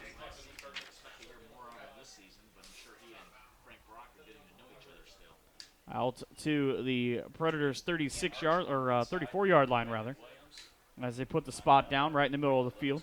A little closer to the left hash as Brock comes out. Full play clock and 1:27 to go. Trips to the right, 1 left, and a single back on the hip in Cameron Crabtree. Now Brock with the drop back and pressure coming on the backside and a sack for the Predators. Cortez Robinson, his 2nd sack today. So Tez finished with 16 sacks last season in the league. He's got 2 here today. Gonna lose 3. And the Tornadoes. clock runs down to 1:09 before the Tornadoes get a timeout. They don't have any more left. They do, however, have second down to the ball in Predators territory, up 23 when we come back. My name is Meera Batra. I have been in this country 32 years, and this is how I live united. America has always been the land of promise, and in my community, many families have come for a better life. Coming from another culture myself, I know the desire to become part of a community, to feel at home, and to gain the tools for our children and families to succeed. So I advocate for these families with United Way. United Way empowers them to look beyond their histories and to see what opportunities are available. We help them get involved with their kids' schools, network within the community, and when we do, we unite them. We make the community stronger. What I do is something I wish someone had done for me, and I am so grateful I am able to. My name is Meera Batra. I help families see opportunities and succeed. I don't just wear the shirt, I live it. Give, advocate, volunteer, Live United. Go to liveunited.org. Brought to you by United Way and the Ad Council.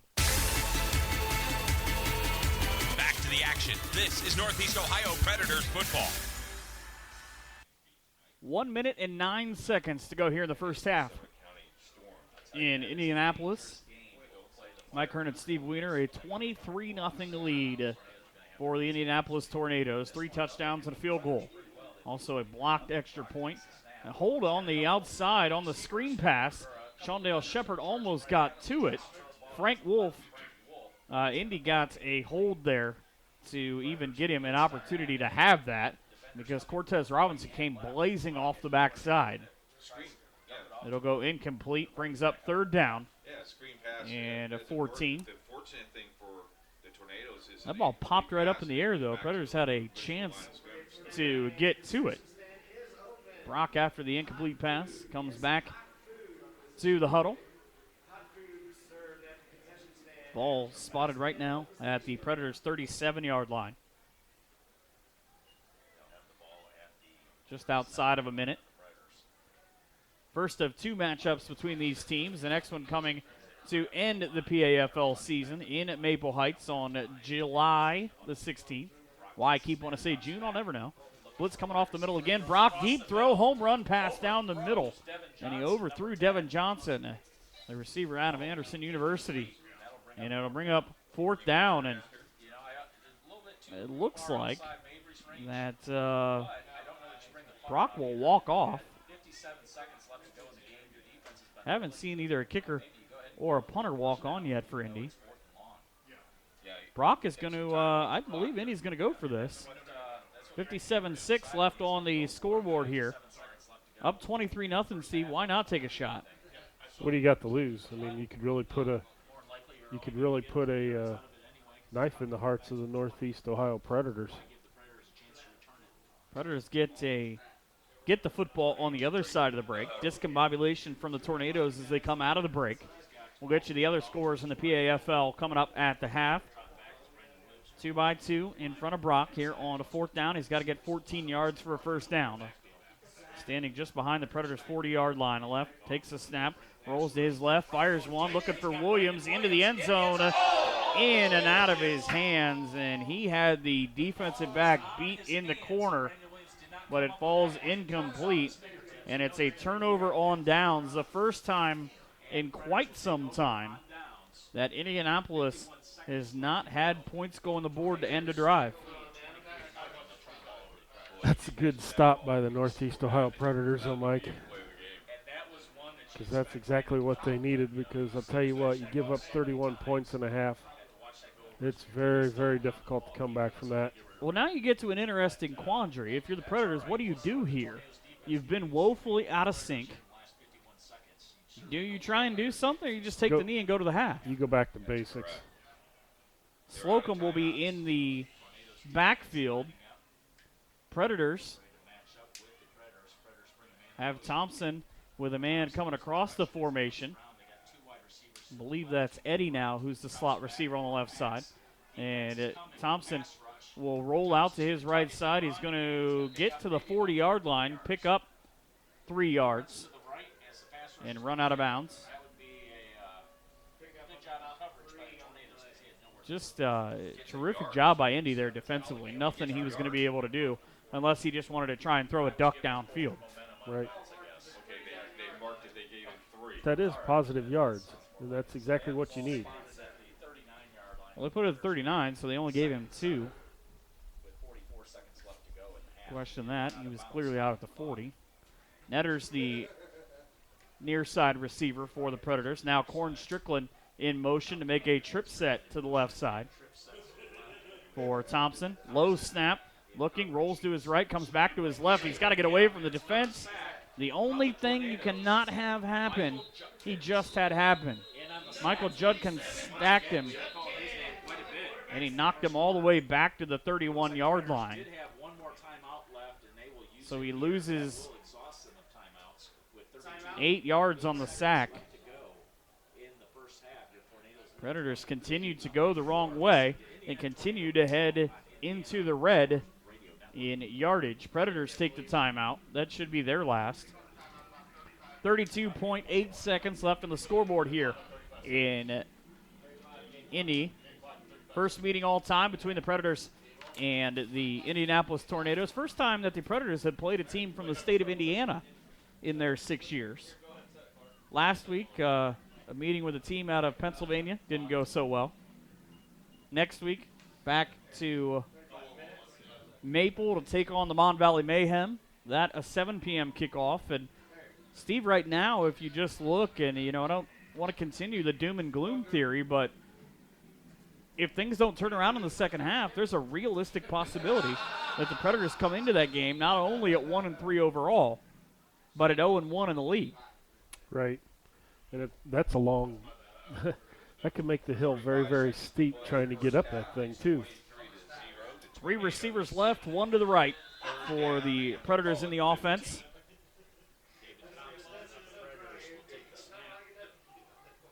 Now Thompson takes a snap. Blitz coming up the middle, trying to get away. Slap rolls to his left. Fires one deep down the field, looking for Corn Strickland. Strickland caught it at the 34. Took 3 steps and fumbled it. It's got to be an incomplete pass. And he got hammered. And he's not getting up. Yeah, he's not getting up very quick either. Corn is down on the field, and he will get to the sideline. Tornadoes just obliterated Corn Strickland. He caught that kind of Willie Mays style, looking back behind him. And as he tried to take the step, he lost the football, so he never had contact, and that's what they're telling the crew for the Tornadoes right now. Tell you what, there have been 2 plays in this game in the last 5 minutes that if they go one way or the other, they are highlight reel plays. There would have been a touchdown on the drop by Brandon Williams, and it would have been a 40-yard gain by Corn Strickland. Both don't come to pass, and it's a harmless 4th down, or so it would seem. 24 seconds to go. Zach Schultz has got to be happy he's not punting out of the end zone again. Right. He is, however, punting from close to his 20. Both teams rushing players on and now rushing players off for the Predators. Williams standing at his own 25-yard line. High snap and a line drive kick will take a bounce at the 25. Predators trying to get to it. Ball hit Williams. Yeah. He will go into the backfield at the 20. He timed it perfectly. Is Nick Jackson. Jackson coming over as a member of the Predators this year. Played that one perfectly. And on the punt. Punt takes a good roll, though, for the Predators and goes as a 40-yard punt for Zach.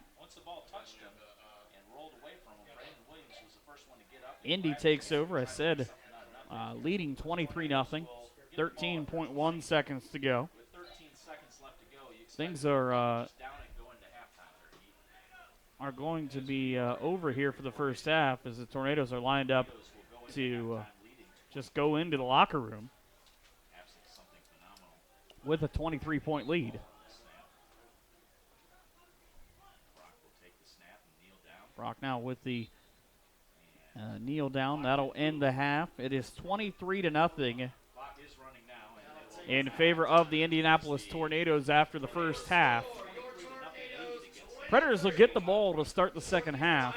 We'll tell you where they are offensively when we get back here on the Northeast Ohio Predators Football Network. A visit to African Safari Wildlife Park in Port Clinton, Ohio is bound to bring out the kid in all of us. After all, it's not just your ordinary trip to the zoo. It's a jungle adventure. You'll feel like you're leading the expedition as you ride through the Midwest's only drive-through safari.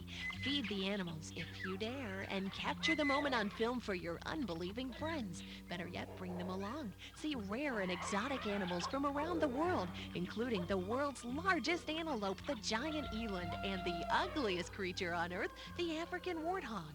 Enjoy a camel or pony ride, or browse through the Simba Lodge gift shop with items from around the globe. Sit in on live educational shows or cheer on your favorite porker in Pork Chop Downs. There's so much to see and do at African Safari Wildlife Park in Port Clinton, Ohio. Take Route 2 to the Route 53 North exit and follow the signs. Just 17 miles west of Cedar Point via Route 6. Open every day, rain or shine. Hey, it's Kirk Herbstreit from ESPN. Football's played a big part in my life, but football's also a lot more than just big plays, wins, losses, and championships. Football teaches young people about dedication, sacrifice, teamwork, and overcoming adversity. Not every team can be a state champion, but every team and every player can give a state championship effort. So let's respect the game and get out and support your local school. You'll be amazed of all the good things you see happening at Ohio's schools. Imagine me, a dog, moving in with a human. I didn't know how it would work. Turns out, my human's pretty entertaining. For instance, every time I give my human his ball, he throws it as far as he can. And I'm like, dude, that's your ball. So I go get it, but he just throws it. Again. I gotta say, though, the more he does it, the funnier it is. I love my human. A person is the best thing to happen to a shelter pet. Be that person. Adopt. Brought to you by the Ad Council and the ShelterPetProject.org. You are a waste, a loser. Everyone hates you. Why don't you just stay in your car and keep driving? I'm serious. Drive until you run out of gas, then get out of your car and walk until you find someone who doesn't think you're dumber than bricks. Could take a while, but at least all that walking might burn a couple of calories. You may not witness bullying like this every day. Your kids do. They want to help, but they don't know how. Visit StopBullying.gov to learn safe, simple ways your child can help stop bullying. Be more than a bystander at StopBullying.gov. A message from the Ad Council. You don't usually get a stock tip from a 16-year-old, but I'm here to tell you about a different kind of stock. It's called Better Futures, a stock for social change that's not about making money. Instead, you invest to help students like me go to college, which ends up making the future better for all of us. My name is Alicia, and I'm your dividend. Invest in better futures with UNCF. Visit uncf.org/invest.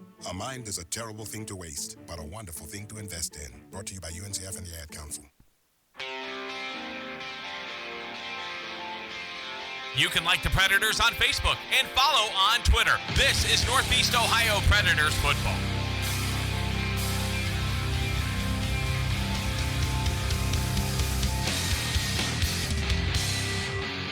Halftime here in Indianapolis, 23-0 in favor of the Tornadoes. Halftime break about 12 minutes long. Predators in the locker room, hopefully, I don't even know, having a conversation with themselves about what is going on. Steve's got him 2 of 9 passing for 1 yard, and only one of those 2 was a positive catch, that being for D'Angelo Thompson. Chris Netter's caught the other. That's his 6th catch of the season. -9 yards on 15 attempts. My brain didn't read it correctly. Are the Predators rushing? Indianapolis 9 of 19 for 72, 21 yards on 11 carries. Steve says none of those numbers are good if you're rooting for the guys in the white and red jerseys. 23-0, touchdowns in the first half, coming on a Brandon Williams touchdown reception of 17 yards from Frank Brock at the 6:03 mark of the first quarter. Made it 7-0 in favor of the Tornadoes. Predators don't give up a second score until Indy starts with the ball at their 14-yard line. 7:58 to go in the first half. Another touchdown pass for the Tornadoes. This one of 14 yards. On the ensuing drive, the Predators throw an incompletion. They don't gain anything on a pair of Slap Thompson runs. They punt the ball away. Brandon Williams decides, it looks pretty good between me and the next 80 yards to the end zone. Made it 20-0 Indianapolis. 6:07 to go in the half. and a 27-yard field goal added by Chris Mabry. Makes it 23-0. The one bright spot in there, Delmar Cunningham did block an extra point that kept it from being another point on the scoreboard. Predators need to find themselves in the visiting locker room here at Arsenal Tech in Indianapolis, trailing 23-0. We go to the half. Back after this, you're listening to the Northeast Ohio Predators Football Network. People are always talking about the stock market, always looking to invest in a good opportunity, something with the potential to grow. So what if you could invest in the future of kids, like a stock? Not the kind of stock where you invest to make money, but a stock for social change. A whole new kind of investment called Better Futures. When you invest, it helps students like me go to college, which ends up making the future better for everybody. I could be the first college graduate in my family, the first district attorney from my neighborhood. And if I'm the first, then maybe there will be a second and a third. This can really be the start of something. My name is Charles, and I'm your dividend. Invest in better futures with UNCF. Visit uncf.org/invest. A mind is a terrible thing to waste, but a wonderful thing to invest in. A public service announcement brought to you by UNCF and the Ad Council. Are you ready for an adventure? Experience the Midwest's only drive-through safari park located in Port Clinton, Ohio. Go to www.africansafariwildlifepark.com for more information. When danger is imminent, will you be prepared? Now many mobile devices can bring you critical information from local sources you trust. With the unique sound and vibration, wireless emergency alerts keep you in the know wherever you are. Learn more at ready.gov/alerts. Brought to you by FEMA and the Ad Council. My name is Meera Batra. I have been in this country 32 years, and this is how I live united. America has always been the land of promise, and in my community, many families have come for a better life. Coming from another culture myself, I know the desire to become part of a community, to feel at home, and to gain the tools for our children and families to succeed. So I advocate for these families with United Way. United Way empowers them to look beyond their histories and to see what opportunities are available. We help them get involved with their kids' schools, network within the community, and when we do, we unite them. We make the community stronger. What I do is something I wish someone had done for me, and I am so grateful I am able to. My name is Meera Batra. I help families see opportunities and succeed. I don't just wear the shirt, I live it. Give, advocate, volunteer, Live United. Go to liveunited.org. Brought to you by United Way and the Ad Council. My name is Ruth Rusi, and this is how I live united. I read to children as part of United Way's education program. It helps them create links between language and literacy and prepares them for a better academic future. I figure I have the time and they have the need. My name is Ruth Rusi.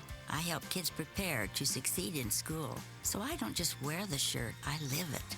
Give, advocate, volunteer, Live United. Go to liveunited.org. Brought to you by United Way and the Ad Council.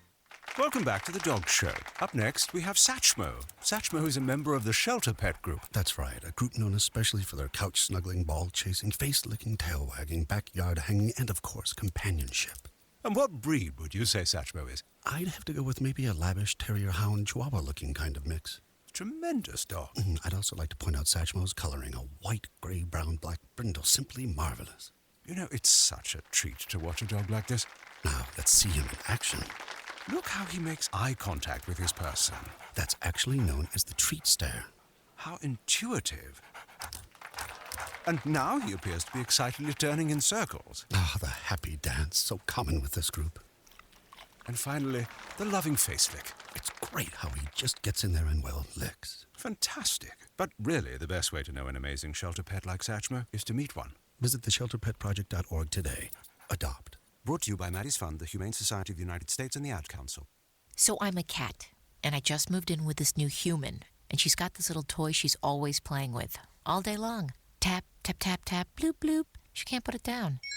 There it is. Oh, and get this. She even talks to it. Last week, she asked it for Chinese, and guess what? Egg rolls showed up. Like magic. Humans have cool toys. A person is the best thing to happen to a shelter pet. Be that person. Adopt. Brought to you by the Ad Council and the ShelterPetProject.org. Honey, stripes are soft. He's so late. Introducing Pizza Hut Stuffed Garlic Knots Pizza. Come on, gotta go. Hold on. Can you zip me up? An appetizer and pizza all in one. Makes the night in feel like a night out. Just started on the appetizer. 16 hand-rolled cheese stuffed garlic knot appetizers baked into the crust of a large one-topping pizza. The new stuffed garlic knots pizza, an unbelievable amount of food, just $12.99. Only at Pizza Hut. Does your fill-up make you feel this good? It can with Shell and the Fuel Rewards Network program. Yeah! Just shop through fuelrewards.com and dine at participating restaurants to earn rewards. Then use your Fuel Rewards Network card at participating Shell stations to save big! Want to pay less for fuel? A lot less? Sign up free at fuelrewards.com. Restrictions apply. Limit 20 gallons per purchase per vehicle. For information on rewards expiration and other details, see fuelrewards.com. Fill up with nitrogen-enriched Shell gasoline at the Shell Party Mart locations in Ottawa, Lipstick, Kalida, and the Main Street Party Mart. Hey, you, yeah, you. Don't let this summer be another string of nothing but video games and potato chips. How about spending the day with some giraffes, zebra, bison, camels, and more? You can even feed them if you dare. Enjoy a camel ride, browse the gift shop, grab a bite to eat at the snack bar, or cheer on your favorite porker at the Pork Chop Downs Raceway. Only 17 miles from Cedar Point, African Safari Wildlife Park makes a great stop for all ages. African Safari Wildlife Park, a world away in your own backyard.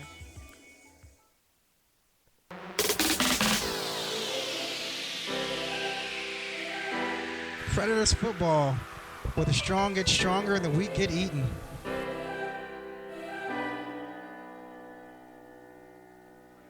Mike Hearn and Steve Winter back here in Indianapolis, Indiana, the home of the Northeast Ohio Predators opponent in the Indianapolis Tornadoes. And right now, a 23-0 lead up on the big scoreboard here at Arsenal Tech High School. And it hasn't, at times, it hasn't been that close. And I used the word struggling. I used the word or the phrase trying to find themselves. That being the Predators' offense right now. And, we talk about the defense. They haven't played that poorly. They've given up just shy of 100 yards in the game. But, things have to go a little bit differently for them here in the second half, and they start with a football. Going to have to go a little bit different? Well, I said to start.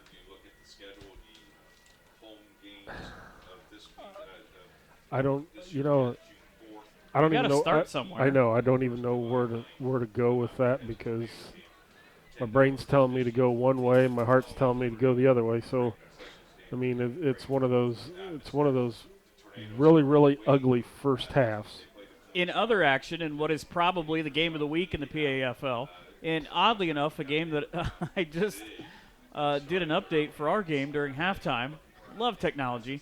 The Cobras lead the Ohio Golden Knights 13-8 early on in the fourth quarter. That green team from across town. But that's a big game, and we talked about it. We see the Golden Knights coming up in the first week of June. So behind 13-8 to the Cobras, and a lot of teams right now in the league have a lot of issues, but I was just told, somebody just told me that the Columbus War Eagles are 0-3 and they haven't scored a point yet. Other than the first game, the win over the Cleveland Patriots in Week 1 in Maple, I'll be honest with you, from what I see tonight, it's not that different. And here's my point. It's a good Indianapolis team that is making this offense look even worse. Yes. They are. And they're not even. I don't even need what's on that sheet anymore. And the worst part about it is Northeast Ohio Predators are making it look easy for the Tornadoes. And again, I said the Tornadoes are doing a terrific job, but you go the other way around. Did you get the Celtics score? And it's 16 Celtics over the Jaguars with 11 minutes left. Hey. South Buffalo Celtics 28-16, and talk about teams that the Predators will see at home this season, beating the PA Jags. And that, again, is also kind of interesting because we saw that Jags offense, other than a handful of plays, I can think of 3 off the top of my head, struggle against the Predators' defense. It doesn't surprise me that it's a 12-point game that South Buffalo is leading because a very disciplined team that Ron Anderson's got and won the league a couple of years ago. And this team against that team, yikes. DC doesn't like my phrasing. I said trying to find themselves. A better, and he's right, a better explanation would be lack of execution. 3 fumbles for the Predators in a span of 5 plays. One of those ends up going as a football that Indianapolis took. All they did was end up scoring on that drive. They scored on 3 different drives and kicked a field goal on one. 23-0 as we get ready for the start of the second half. Predators, still aren't out who here, are still in the locker room, are due to receive the football. And it's about 4.5 hours from here to Maple Heights. Unless, to be honest with you, I was only in the locker room for 20 minutes earlier on? Yes. I don't know who's giving that speech, if Mel King is playing today, if it's he or Chip McLean. This is normally the Marcus part of the game. And talking about the middle linebacker the Predators are missing tonight, obviously, in Marcus Steele. And that's the part where he, challenges the rest of the guys. Hey, and I can't use any of the words that he chooses to use. Too many adjectives. For various reasons. He's a very colorful individual. No, but you know what? From what I partake in is he can get his team fired up at a halftime, and I'll bet you right now they were wishing that he was in the locker room talking to him, because I'm guessing that they didn't like what the coaches were telling them. Again, instead, he's in L.A., California, celebrating the 13th birthday of his young man. A terrific guy, Marcus, and a lot of guys on this team. But right now, it seems to be, it goes back to something that Steve pointed out earlier on in the game after one of the turnovers. There's a lot of guys pointing fingers at one another, not necessarily pulling one another up and saying, hey, you know what, forget that play. Let's get the next one. Right. You gotta be strong and you gotta play on. And the big thing is you got to forget what's happened in the first half, and now it's to the point to where you got to try to save face a little bit.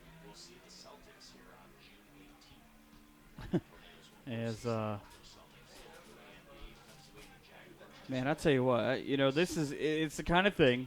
It's not doom and gloom. 23-0 is not an insurmountable thing. Remember the Buffalo Bills and the Houston Oilers? Right. Hell, that was 35-0. But you got to come out, and I believe you got to get a home run here early on. You got to really get something that you want to switch the momentum, kick it off to Brown back here, let Brown go 95 yards. That's the thing. If you remember, though, T. Brown came up limping after his last carry, so I'm not 100% sure that it's going to be him. It looks like it's going to be Chris Green back there, because I do not even see Terrence Brown. And he is easy to find because he's usually the brightest individual in terms of his socks. It's going to be Corn Strickland, I believe, who's going to go back there. And that's, if you know anything about the history of Northeast Ohio Predators football, and I've seen it firsthand, that guy back there, he can fly. Predators will switch out their returners. They'll send Taz Jackson back there,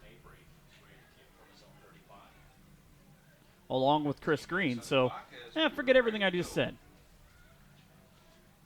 Right to left go the Predators here in the second half in their white jerseys. Tornadoes in the black jerseys going left to right. Good kick to start off for Mabry. It'll be fumbled and returned by Jackson. He'll pick it back up, try and get something going out to his right. Instead, though, Aaron Cook gets him right on the line. He just chased him down and You know, he went dog the bounty hunter. You're not getting away from me.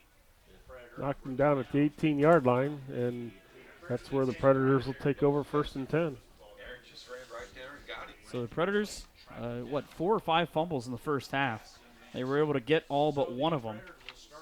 As now they start going right to left. Slap Thompson threw for over 100 yards last week. He's got to get things going. They moved the football back a yard. So the Predators, while in the huddle, lost a yard. And they start now at the 16-yard line. So they lost 2 yards while in the huddle.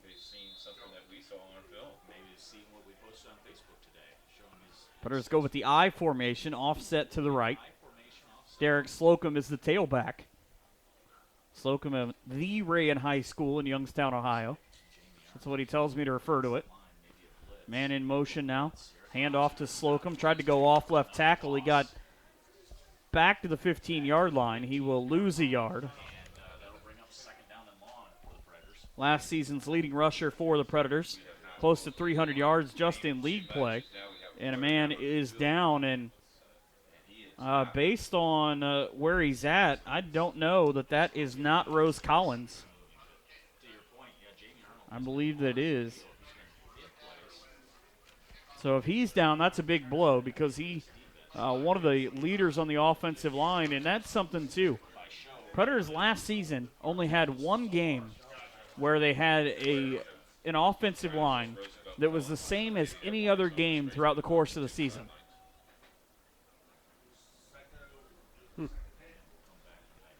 Predators take He's up and walking, but not moving very fast. Well, and it's kind of a walking wounded situation already for the Predators in the offensive line, like I was saying. But missing a handful of offensive linemen who didn't make the trip today, and a difference in the center exchange, the center quarterback exchange. Well, we've changed that up too. We got the coach being the center right now. Thompson goes under center to take the snap. Ball fumbled again. Excuse me, Slap able to get back to it, gets back to the 15.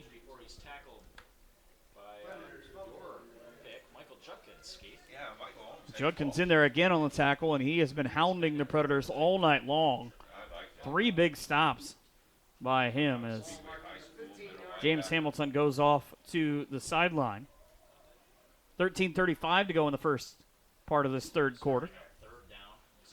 23-0 Indianapolis with the lead. Pair of touchdown passes, a punt return for a touchdown, and a field goal. He's scoring in the first half for the Tornadoes. Netters to the left, Yo-Yo Thompson to the right side. In the eye. Slap fell backwards, and he fell down. I think when he went to go cross over on his drop, he just fell down. And he loses 3 yards on the play.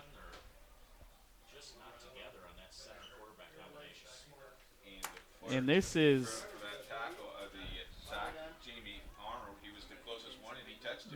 as bad as I've seen the Predators in close to 2 years. Well, it's going to be 4th and long, so they're going to have to punt the ball away.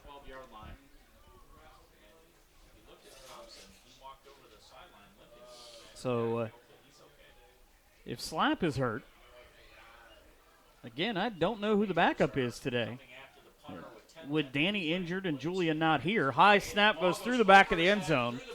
And for a safety. Oh, man. Now 25-0 Indy, 12:44 to go.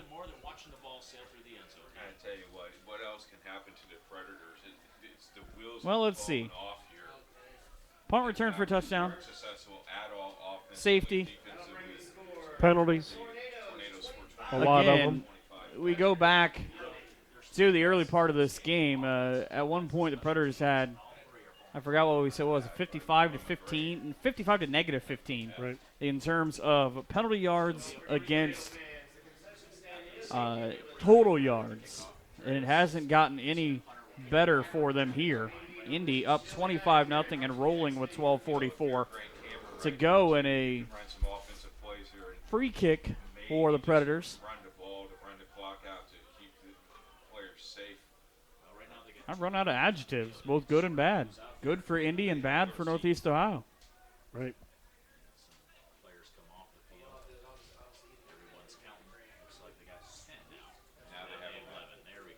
Predators So Predators will have a free kick from the 20-yard line. with the ball resting at the 20. Zach Schultz comes out and puts the tee down. Brandon Williams standing at his own 35.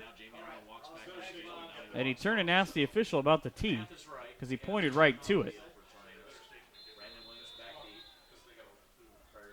As Schultz now, about 15 seconds to go on the play clock, just walks it out. Williams standing at the 25-yard line on the left side for Indy. Let's a boot into it, fielded at the 27-yard line, coming forward. Now to the right, back to the center, out to the left side, spin move, and tackled at the 44-yard line is Williams. Williams Jamal Jenkins with the tackle. He played the spin move perfectly and just waited for the defender to come back to him.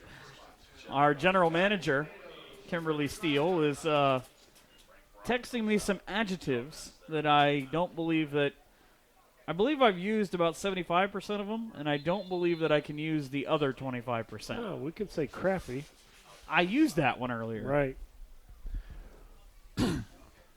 But again, nothing doesn't take anything away from Indianapolis. They are playing a whale of a game right now, as they have beaten the Predators in just about every facet. Two left, two right. Here for Brock at the 40-yard line in the shotgun. Takes it, puts in the right hand. Deep throw down the sideline, looking for Williams. And over the head for an incomplete pass at about the 30-yard line. I guess they are not happy with the 25. Going for the home run ball. Second down and 10. As again, the incomplete pass brings up second and 10. Ball at the Indianapolis 45.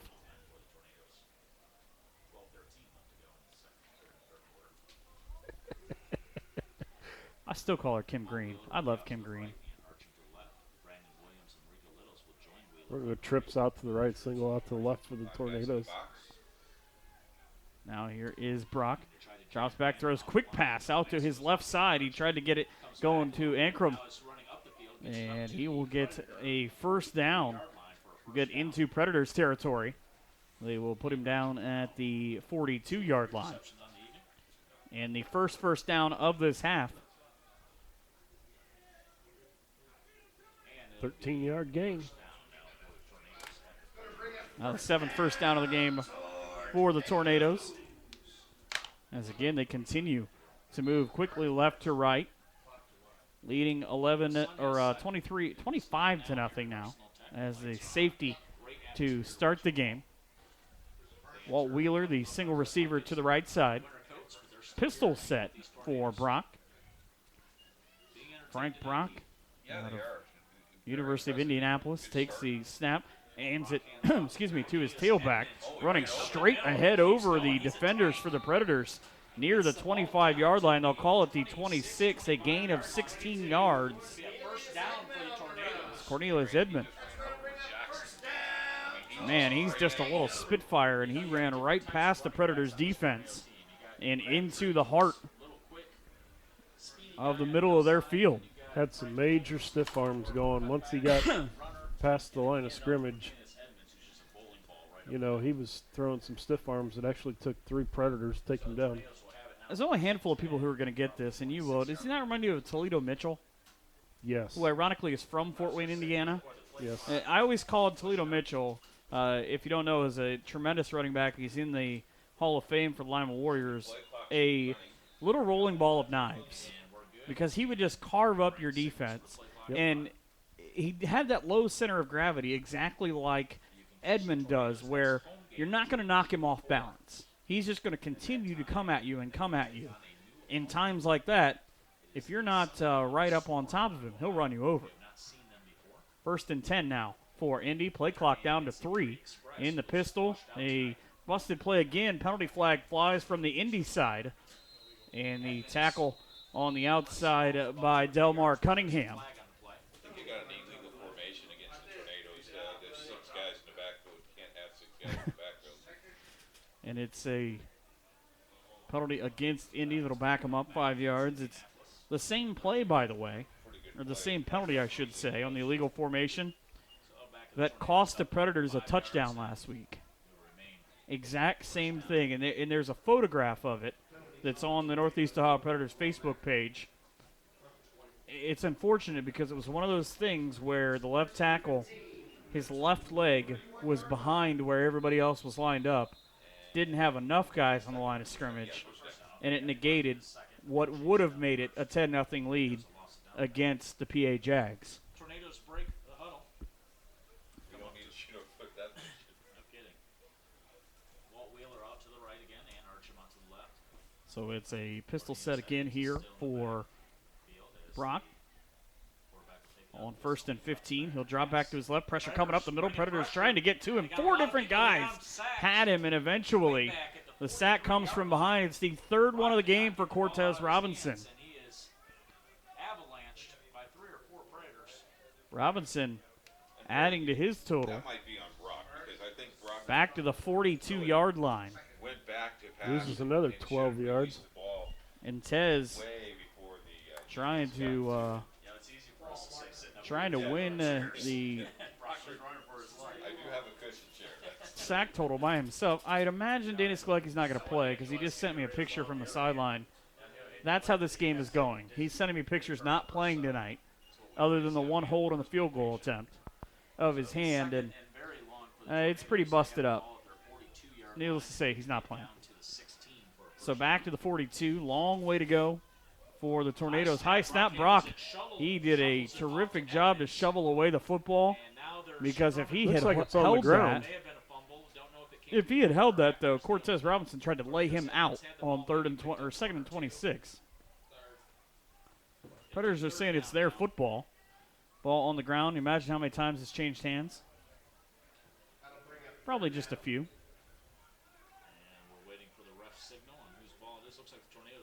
Looks like a purple and black jersey on top of it. Nathan Jones was able to get there and get the football back, but it actually falls forward. It's a gain of 2 on the play.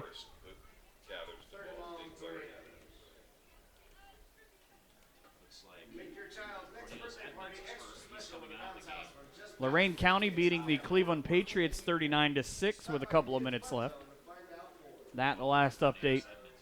So the Patriots still trying to get on the right side of things. We talked about Lorain County. We'll see them near the end of the season at Midview High School in Grafton. One of the later games in the PAFL schedule. The-PAFL.com, the official website of the league. So 3rd down for Brock. Throws one over the middle on a line. Almost picked off. Almost an interception from Jamal Gambrell. But it'll fall down, and Rico Littles can't get to it. It'll bring up 4th down. And either the ref's trying to run the clock or he's trying to raise the roof. Or he's doing the running man. That's the big thing right now. So I guess we're throwing back to the 80s in every fashion. Right. Pablo Channon up to punt again.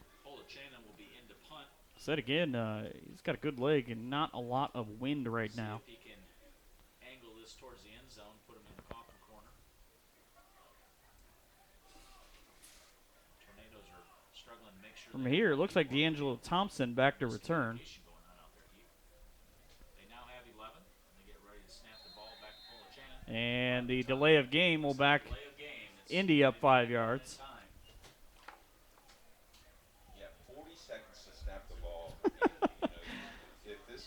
Wow. Corn Strickland is the punt returner. Kind of at an angle sometimes. The lights make it hard to read the numbers, but Steve, the bespectacled fellow next to me, was able to correctly identify which Predator is back there. Strickland is a dangerous returner but he is not going to get a chance to get to this one. Ball will go out of bounds. It's just a matter of where the little man walking up the Matterhorn on the Price is Right stops to mark the ball at. 12-yard line. So the Predators will get the ball at the 8:20 mark of the third quarter. Still find themselves behind 25-0. It was 23-0 at the half, but a safety on the last possession for the Predators on a bad snap went right over the head of Zach Schultz, and nothing has gone the way that the Predators had hoped in their first ever trip here to the Circle City. But just, it's, like I said, some nights, I don't know. Some nights it's a diamond, sometimes it's a stone. Sometimes there's a lot of coal in there.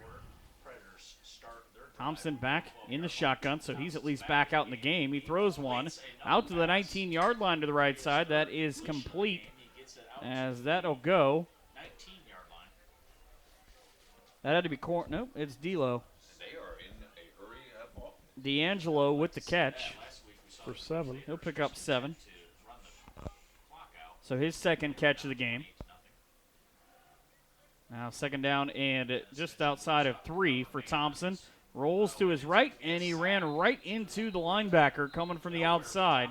Or the linebacker ran over him, whichever way that you prefer it. We got a flag down, too. Bobby Asbury.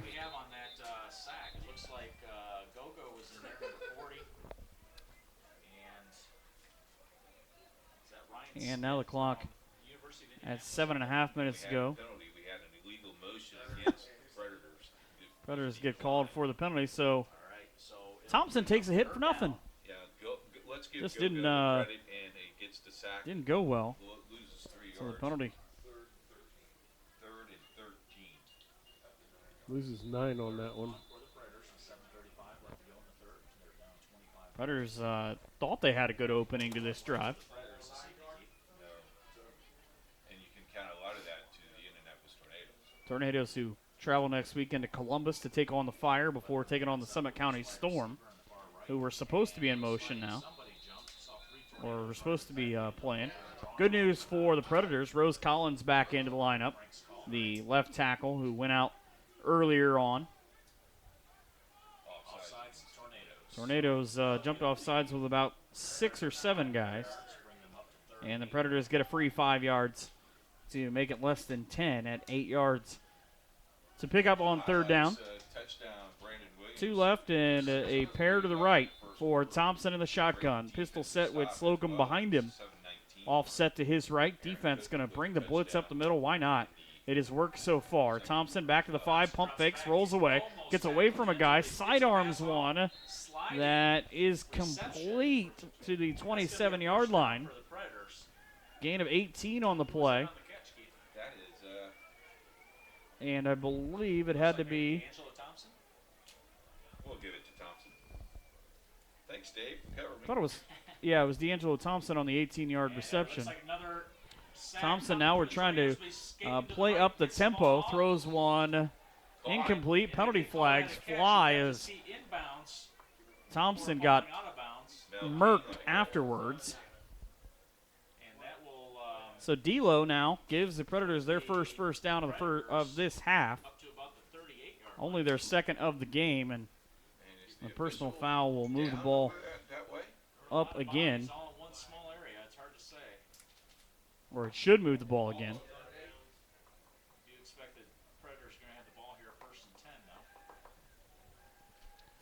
Clock says 6:39 to go in the third. 25-0 Indy. The PAFL opener.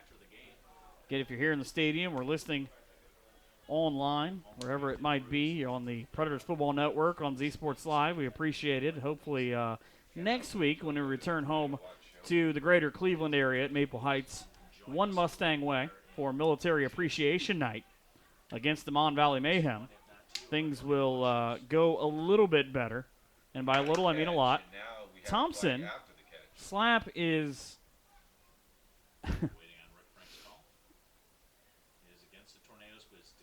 He is in the huddle. He was hobbling after that shot. that he took going to the sideline. Predators get a penalty called on them, Illegal contact to the helmet, which is but a the plunge shot to the face and roughing the passer on the roughing the passer That's where penalty. the penalty came from. And it is But they didn't move the ball. Looks like maybe had an offsetting penalty. So the Oh, there you go. Predators, so the ball isn't going to move. penalties. Yeah, we had unsportsmanlike on both of them. Plus, we had a roughing the passer. It's kind of a shame, too, because, man, did Slap take a shot on the sideline. I said he hobbled into the huddle, but right now, I can't tell you. The Predators have about 30 guys here that any one of them has spent any significant amount of time as a quarterback other than Danny Sklecki, who I just said his left hand is busted up. He's right-handed. It doesn't matter. Hand off to Slocum, trying to run guys over. Will get to the 40-yard line. They might even give him the 41. Going to be a second down at about 7. They'll give him the 41-yard line. Gain of 2. I think they gave him 3. Okay. Got the safety early. And Slocum averaged over 5 yards a carry last season, 295 yards total in PAFL play. Predators' first division championship in team history last season, the Blue Division champs. 2 stacked to the right, 2 to the left. Thompson flips the ball in the left hand, throws to the sideline, and he almost had it picked off. Tyron Funch with the knockdown. Good read, but he didn't check to see where the DB was when he tried to thread the needle down the sideline. No. Either that or didn't see him. Well, they are in dark jerseys, and nightfall has descended here. 5:46 left in the third quarter. I'd like to take this opportunity to thank the Greek Islands. So the ball out to the 41-yard line for the Predators after Slocum's run. The incompletion. Taz Jackson, the near side receiver. Cornelius Strickland with him, so that puts Yo-Yo and Chris Netters, I call him Chris McCline, onto the right side. Pump fake for Thompson. He's going to try and use his speed. He will spin move out to the 49-yard line. That's something. And he'll pick up a Northeast Ohio Predators first down. 9 yards. You know, that is, He is the Predators' leading rusher today. Second leading rusher on the season. Now trying to get the tempo to improve as they get to midfield. Hold up. Full start against the Predators.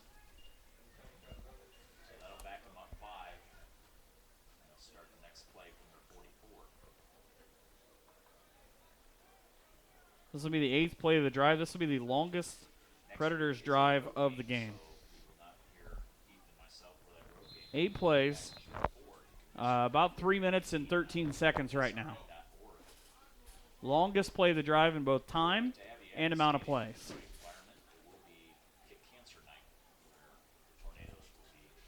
These two teams match up to end the regular season July the 16th in Maple Heights. Trips right, single receiver left in Jackson.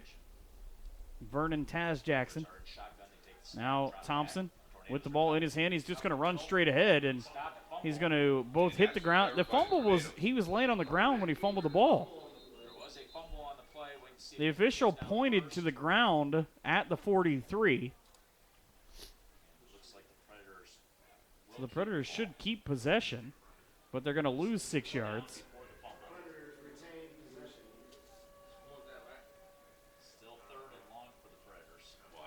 So it's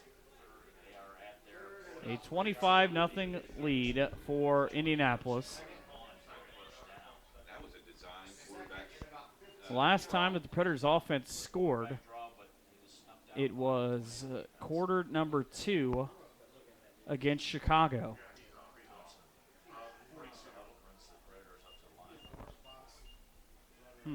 No, quarter number 3, I'm sorry. Because it was a 7-0 lead at one point. Now Thompson drops back, looking, rolls to his right, still trying to get rid of Judkins. He's got him wrapped up at the 30, throws in the grass. Chip McLean tried to jump and catch it on the sideline. It'll go as an incomplete pass. But I think the best thing that could happen there for the Predators is that it goes for an incomplete pass. South Buffalo Celtics on top of the PA Jags with a minute to go by a 28-16 margin. Thompson's down. Down to the play. And again, I talked about Slap being down. Steve just pointed that out. Slap has taken a beating. Whoever Danny's doctor is, talking about Danny Skolecki with the injuries he's had over the years, he's probably going to have to go visit that guy. Yep. But again, it brings up fourth down. But the quarterback is over at the sidelines, and they're intending to him. We'll take a 30. I'm sorry, it's third down. I read it incorrectly. The penalty lost 5 yards, then Thompson lost 6 yards, then threw an incomplete pass. So it's third down for the Predators, and if you go behind, I'm not sure that thinking about the situation here that it's going to be pretty long before maybe Cornelius Strickland is the quarterback. You're saying 12? So T. Brown then would be the quarterback. Fire down 35-0. Wow. Third down. Columbus Fire are down 35-0. They would be 2 weeks in a row with a loss. Direct snap to Corn Strickland. And Cornelius Strickland will rush ahead. He's got just about 10 yards rushing this season. He will gain 5 yards out across the 45 to the 47-yard line. The quarterback is hurt. He's still over getting attended to by the trainers over there. You got to wonder who the Predators are going to bring in as the quarterback. Man. And even if he is This is the injuries he's had tonight, I wonder if you just keep him out down 25-0. something different. Zach Schultz on to punt, and, with not having a quarterback, I don't know, this isn't the best thing that could happen right now. Play clock down to 2. Zach's not going to get this one off. He's been standing back there at 0 forever. I'm not kidding you. That was a good 10 seconds he stood back there with a 0 on the play clock. The ball takes a bounce. It'll come back, and Predators are trying to argue that somebody touched it on the way by. Despite the fact there's a Predator in the end zone with the football, it will not be anything other than be touched down. Smart decision by Steven Johnson, though. Penalty flag on the field. That's got to be for after the play, though. That scrum at midfield was well after the play, as it's just Dennis Mitchell and an entire host of Predators. Predators offense back to the sideline. Defense comes out. Talking about Dennis Mitchell. Dennis Mitchell was trying to talk had some coffee in the Canadian Football League with the BC Lions. That'll make Dave happy. Huge Canadian Football League fan, all 7 of them here in the States. Likes the Ottawa Red Blacks, though. I just like their name. Yeah. Predators in with a punt. Red Blacks came out with a new set of jerseys. They nicknamed him Popcorn, by the way.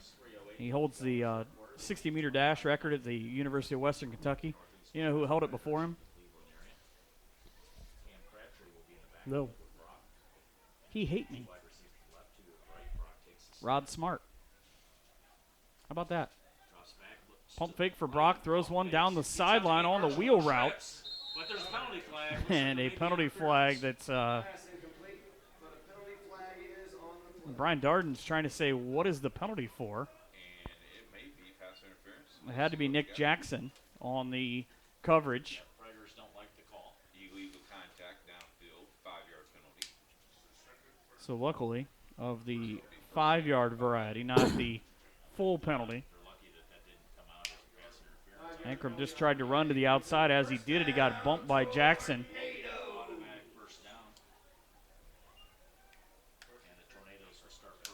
DC's keep me updated on the rest of the PAFL. He's, needless to say, he's kind of happy about the Fire score, which I think a lot of people are happy about right now. Yeah. And again, SBC, who I've got nothing but respect for, up 28-16. Ron Anderson does a terrific job with that group over there. First down and 10 now on the handoff. Brock gives it up the middle to Crabtree. He'll run off left tackle, comes back to the right side, gets to the 35-yard line. Well, they might even give him the 36-yard line. before Cortez Robinson and Brian Darden check him down. Picks up 8 yards on the play. Now it's second down and 2. So does Avery get credit for the extra 2 yards? 2:34 to go in the first quarter here in the second half. 25-0. That's hilarious. Just a safety in this third quarter. Each team has had the ball. This is now twice for Indy. They punted after their first drive. Came to an end with an incomplete pass and a penalty. Brock with 2 to his right, 2 to his left. Play clock down to 3 again. He'll drop back, throw one out in the screen. Crabtree caught it. Gambrell overran it. And again, Crabtree ran in to Rico Littles, who I'm giving credit for a tackle. And he's got the hands on the helmet like, man, I just screwed my team out of a touchdown. Because there's a good chance that he did. First down for the Tornadoes after the pickup. I'd like to hear the conversation. I'm not sure that Crabtree wouldn't have scored on that. He had a lot of room here on the bottom side. And then I would like to hear the words that Rico Little said to himself. But I don't know that he would have had anything I could repeat. Right.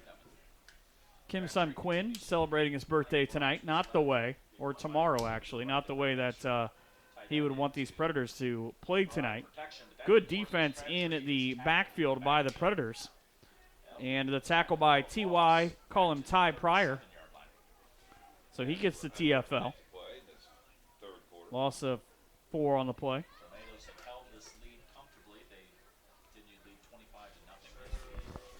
Pryor, a nice job on the outside. Big addition. Said his mama calls him Tyrone. I didn't know what his first name was. I heard him say it earlier on.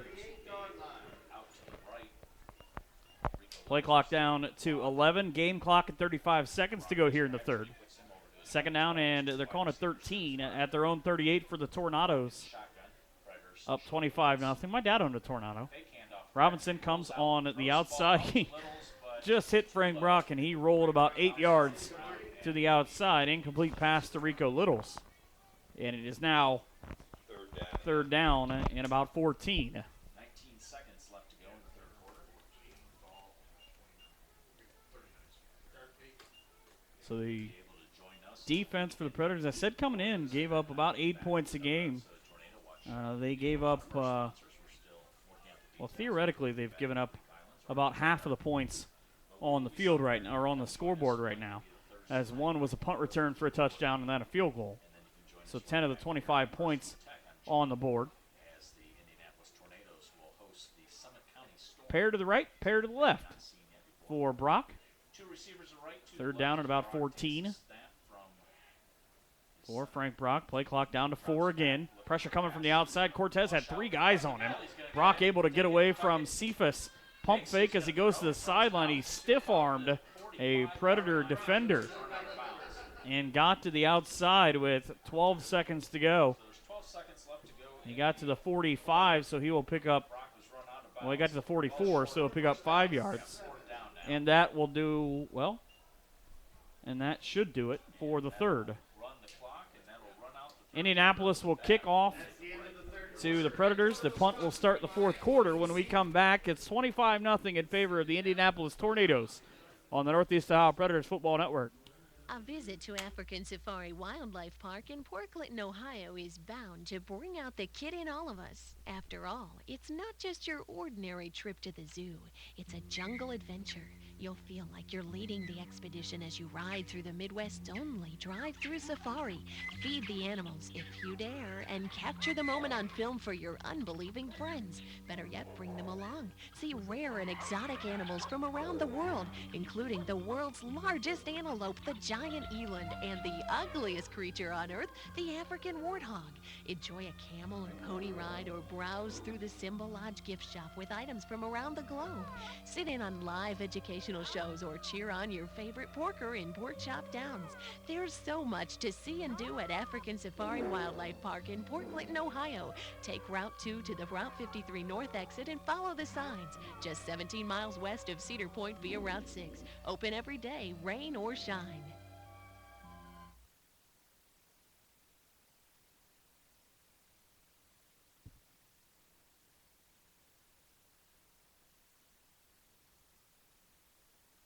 Find out the latest on the Preds by going to neopredators.com. Won't you follow me into the jungle? Good Saturday night to you. By the time we get this game done, it'll be Sunday morning. Predators down 25-0. And I'll be honest with you, it has been quite a while since it seems like they have cared that they're down 25-0, just if I'm being honest. Strickland fields it just in front of the 15. Now he will get room down the 40-yard line, down the sideline, ran over a Tornado defender as he gets to midfield. They'll put him at the 49, and that's the best return the Predators have had by anyone not named Terrence Brown. Yeah. Look at the Predators. They don't have a quarterback, so be interesting in who they're going to bring in to quarterback. Oh, Slap Thompson's coming back onto the field. You know, I'm telling you, if you can't see what I can see from here, he is hobbling. He's not able to put really any weight on his right leg. Yeah, he's definitely not at 100%. What's that they say? More guts than smarts? Right now, he's the gutsiest dude I know.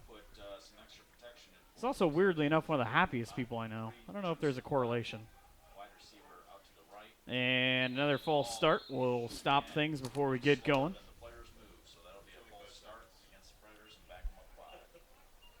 Talk about things earlier on that remind me of a couple of years ago during that 3-7 season. A big part of it was DC and I did a game one night where the Predators had 5 straight false start penalties and ended up back near midfield. They started the drive inside the 5. One of the craziest things I've ever seen in my life. It was 2nd and goal from the 40. I've never seen it before in my life. Full start backs the Predators up 5 yards. First down and 15 now. Trips to the right here for Slap. He'll throw one out in the flat, caught by his brother at the 50-yard line. Yo-Yo driven out of bounds. He's the Predators' leading ball catcher tonight. And he does all that for a 6-yard gain.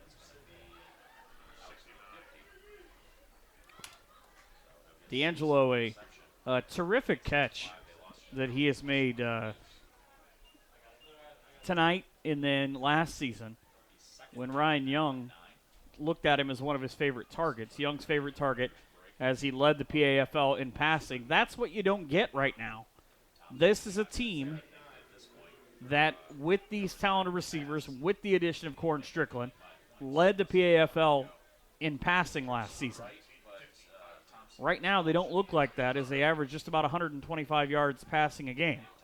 Thompson throws one across the middle, look for the home run ball. And there's the penalty flag. And you can notice it because Taz Jackson, look at his shoulder. That pad was not popped out before that play. And the Predators trying to get it into the end zone for the first time.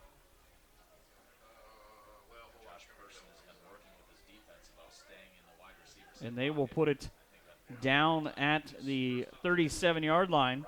And that is the Northeast Ohio Predators' first down. They've gained 3 of those in this half and now have 4 in the game. Players with the ball just outside of the 35 at the 36. 14 minutes to go. Down 25-0. Thompson, the receiver, here on the near side. But I think at this point, Mike, you just want to get something positive out of this. Looking for their first score in close to 2 games. Handoff, running right up the middle, and a big run. A gain of, they'll call it 9 on the run, I believe. Are you saying 21? Yes. So it's Eddie Smigelski with the run. As the Tornadoes Eddie had 3 carries for -5 yards last week. And the officials are converging on what exactly they believe that the penalty is.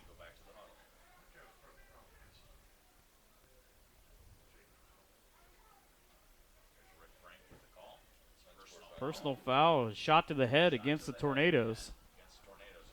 Wow. So this drive has yielded more yards. At least I can say this part confidently. This drive has yielded more yards than the Predators came across with in the entire first half. Indianapolis just called a timeout, Mike. They'll get the football and another first down as the clock at 13:51 to go in the fourth quarter.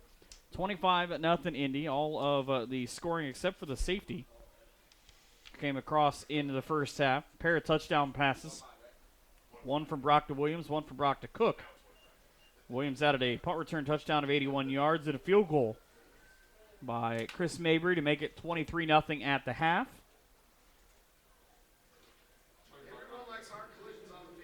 The Ohio Golden Knights were leading the Columbus Cobras 8-7 late in that game. So we'll wait to see what the final there is. When play resumes, the Predators are going to have the football at the 15-yard line of the Tornadoes.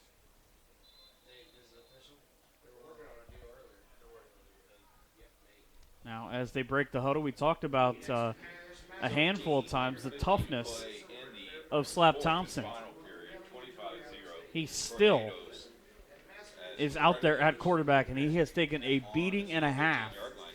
The last time that a Predator scored on offense, again, I said, was a bullet pass from Julian Drish up in Chicago to Chris Netters in the left corner of the end zone. Blitz comes, screen pass thrown out to the right side. Penalty flag flies at the 20-yard line. As that is the screen.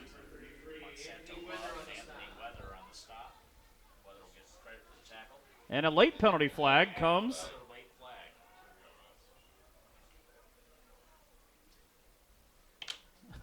After all that. Not sure what's going on here with the game pretty much out of hand at this point, 25-0. There's really no sense to pick up these tic-tac fouls. So the penalties now being assessed. That'd be. It was 28. It was Bud Thurman who caught the last pass.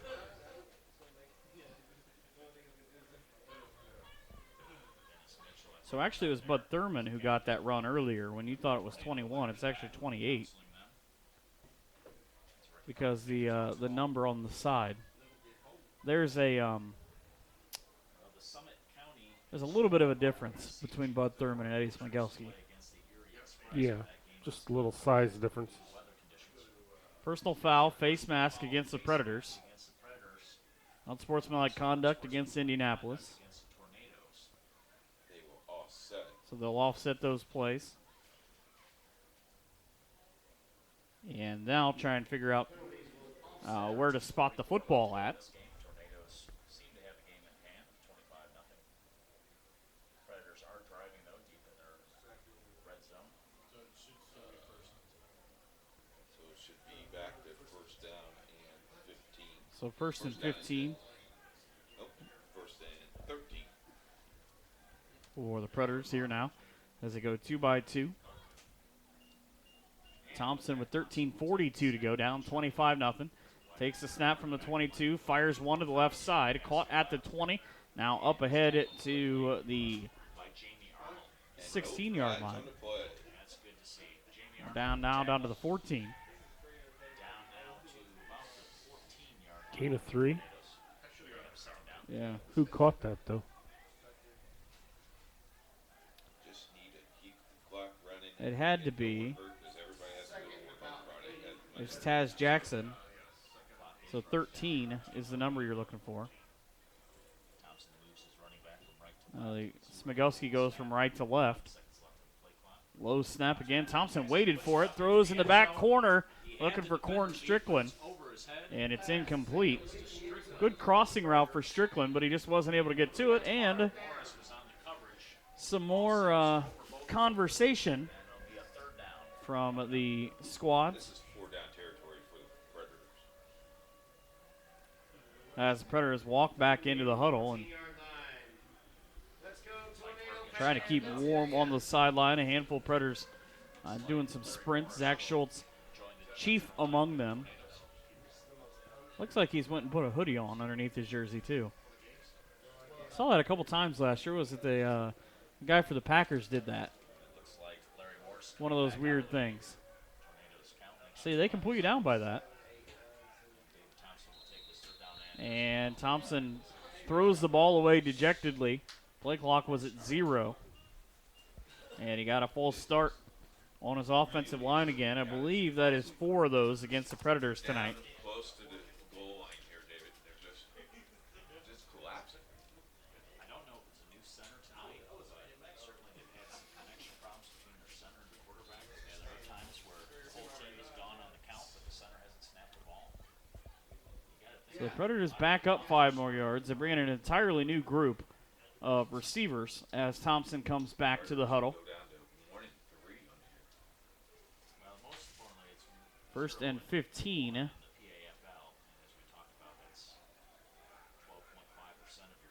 So now the shotgun set with 3 to the right and a single receiver left in Chris Netters.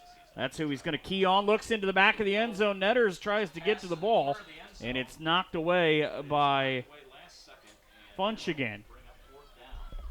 Just able to beat that lob to the back corner of the end zone. And it's now 4th down. And I don't know where Zach Schultz is. So it looks like the Predators are going to try and score here. Trying to decide who it is that's playing center tonight. For the Predators, I thought that it was James Hamilton at first, but it looked like he was playing right guard on the last play. That, it might be Lou Williams. That's something different because that's where Eric Pachowski had to play the center position last week after the injury in the short staff of the offense. He is now the right tackle. 4th down for the Predators. They can get a first down without getting a touchdown. They've got to get to the 3-yard line. But instead, Chip McLean will take a timeout. 11:46 to go in the game. 4th down for the Predators when we come back here on the Predators Football Network. Honey, stripes are solid. He's so late. Introducing Pizza Hut Stuffed Garlic Knots Pizza. Come on, gotta go. Hold on. Can you zip me up? An appetizer and pizza all in one. Makes the night in feel like a night out. Just started on the appetizer. 16 hand-rolled cheese stuffed garlic knot appetizers baked into the crust of a large 1-topping pizza. The new stuffed garlic knots pizza, an unbelievable amount of food, just $12.99. Only at Pizza Hut.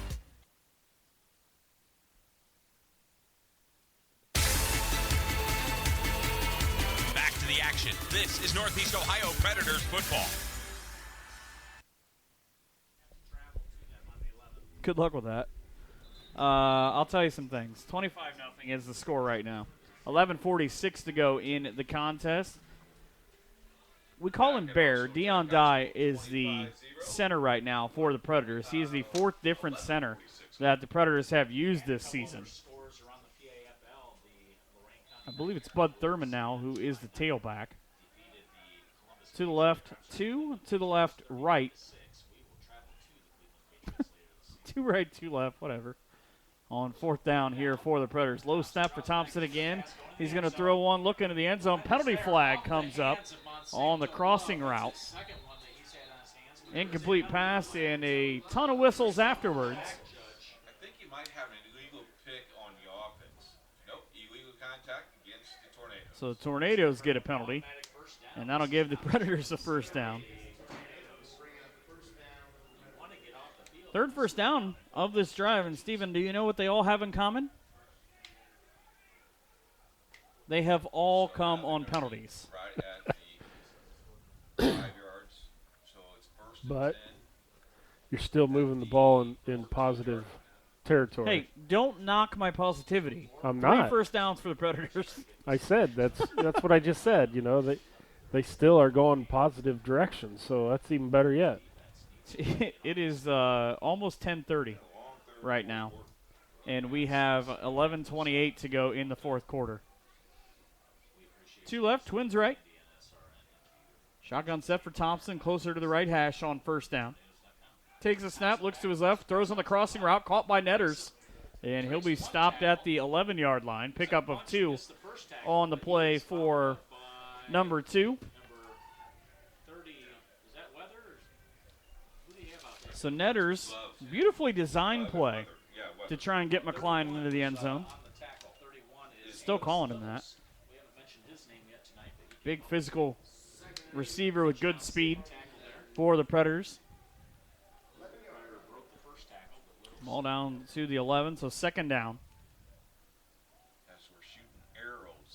Cobras beat OGK 13-8. How about that?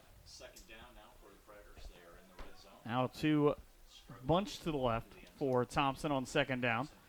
Throws one into the back corner of the end zone, looking for Corn Strickland. Got both feet, and the Predators get on the scoreboard. An 11-yard touchdown pass to Corn Strickland.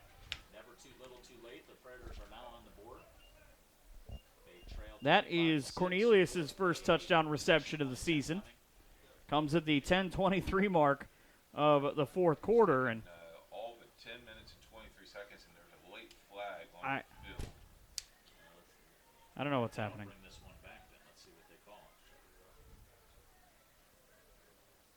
The official's waiting to make the call. If it stands, it would make it 25-6. I guess that's a positive. Take it forward. You get 3 first downs on the drive. You get a second chance at the drive as you didn't convert on fourth down, and you end with 6 points. Well, and they've righted the wrong because they've got 74 positive yards.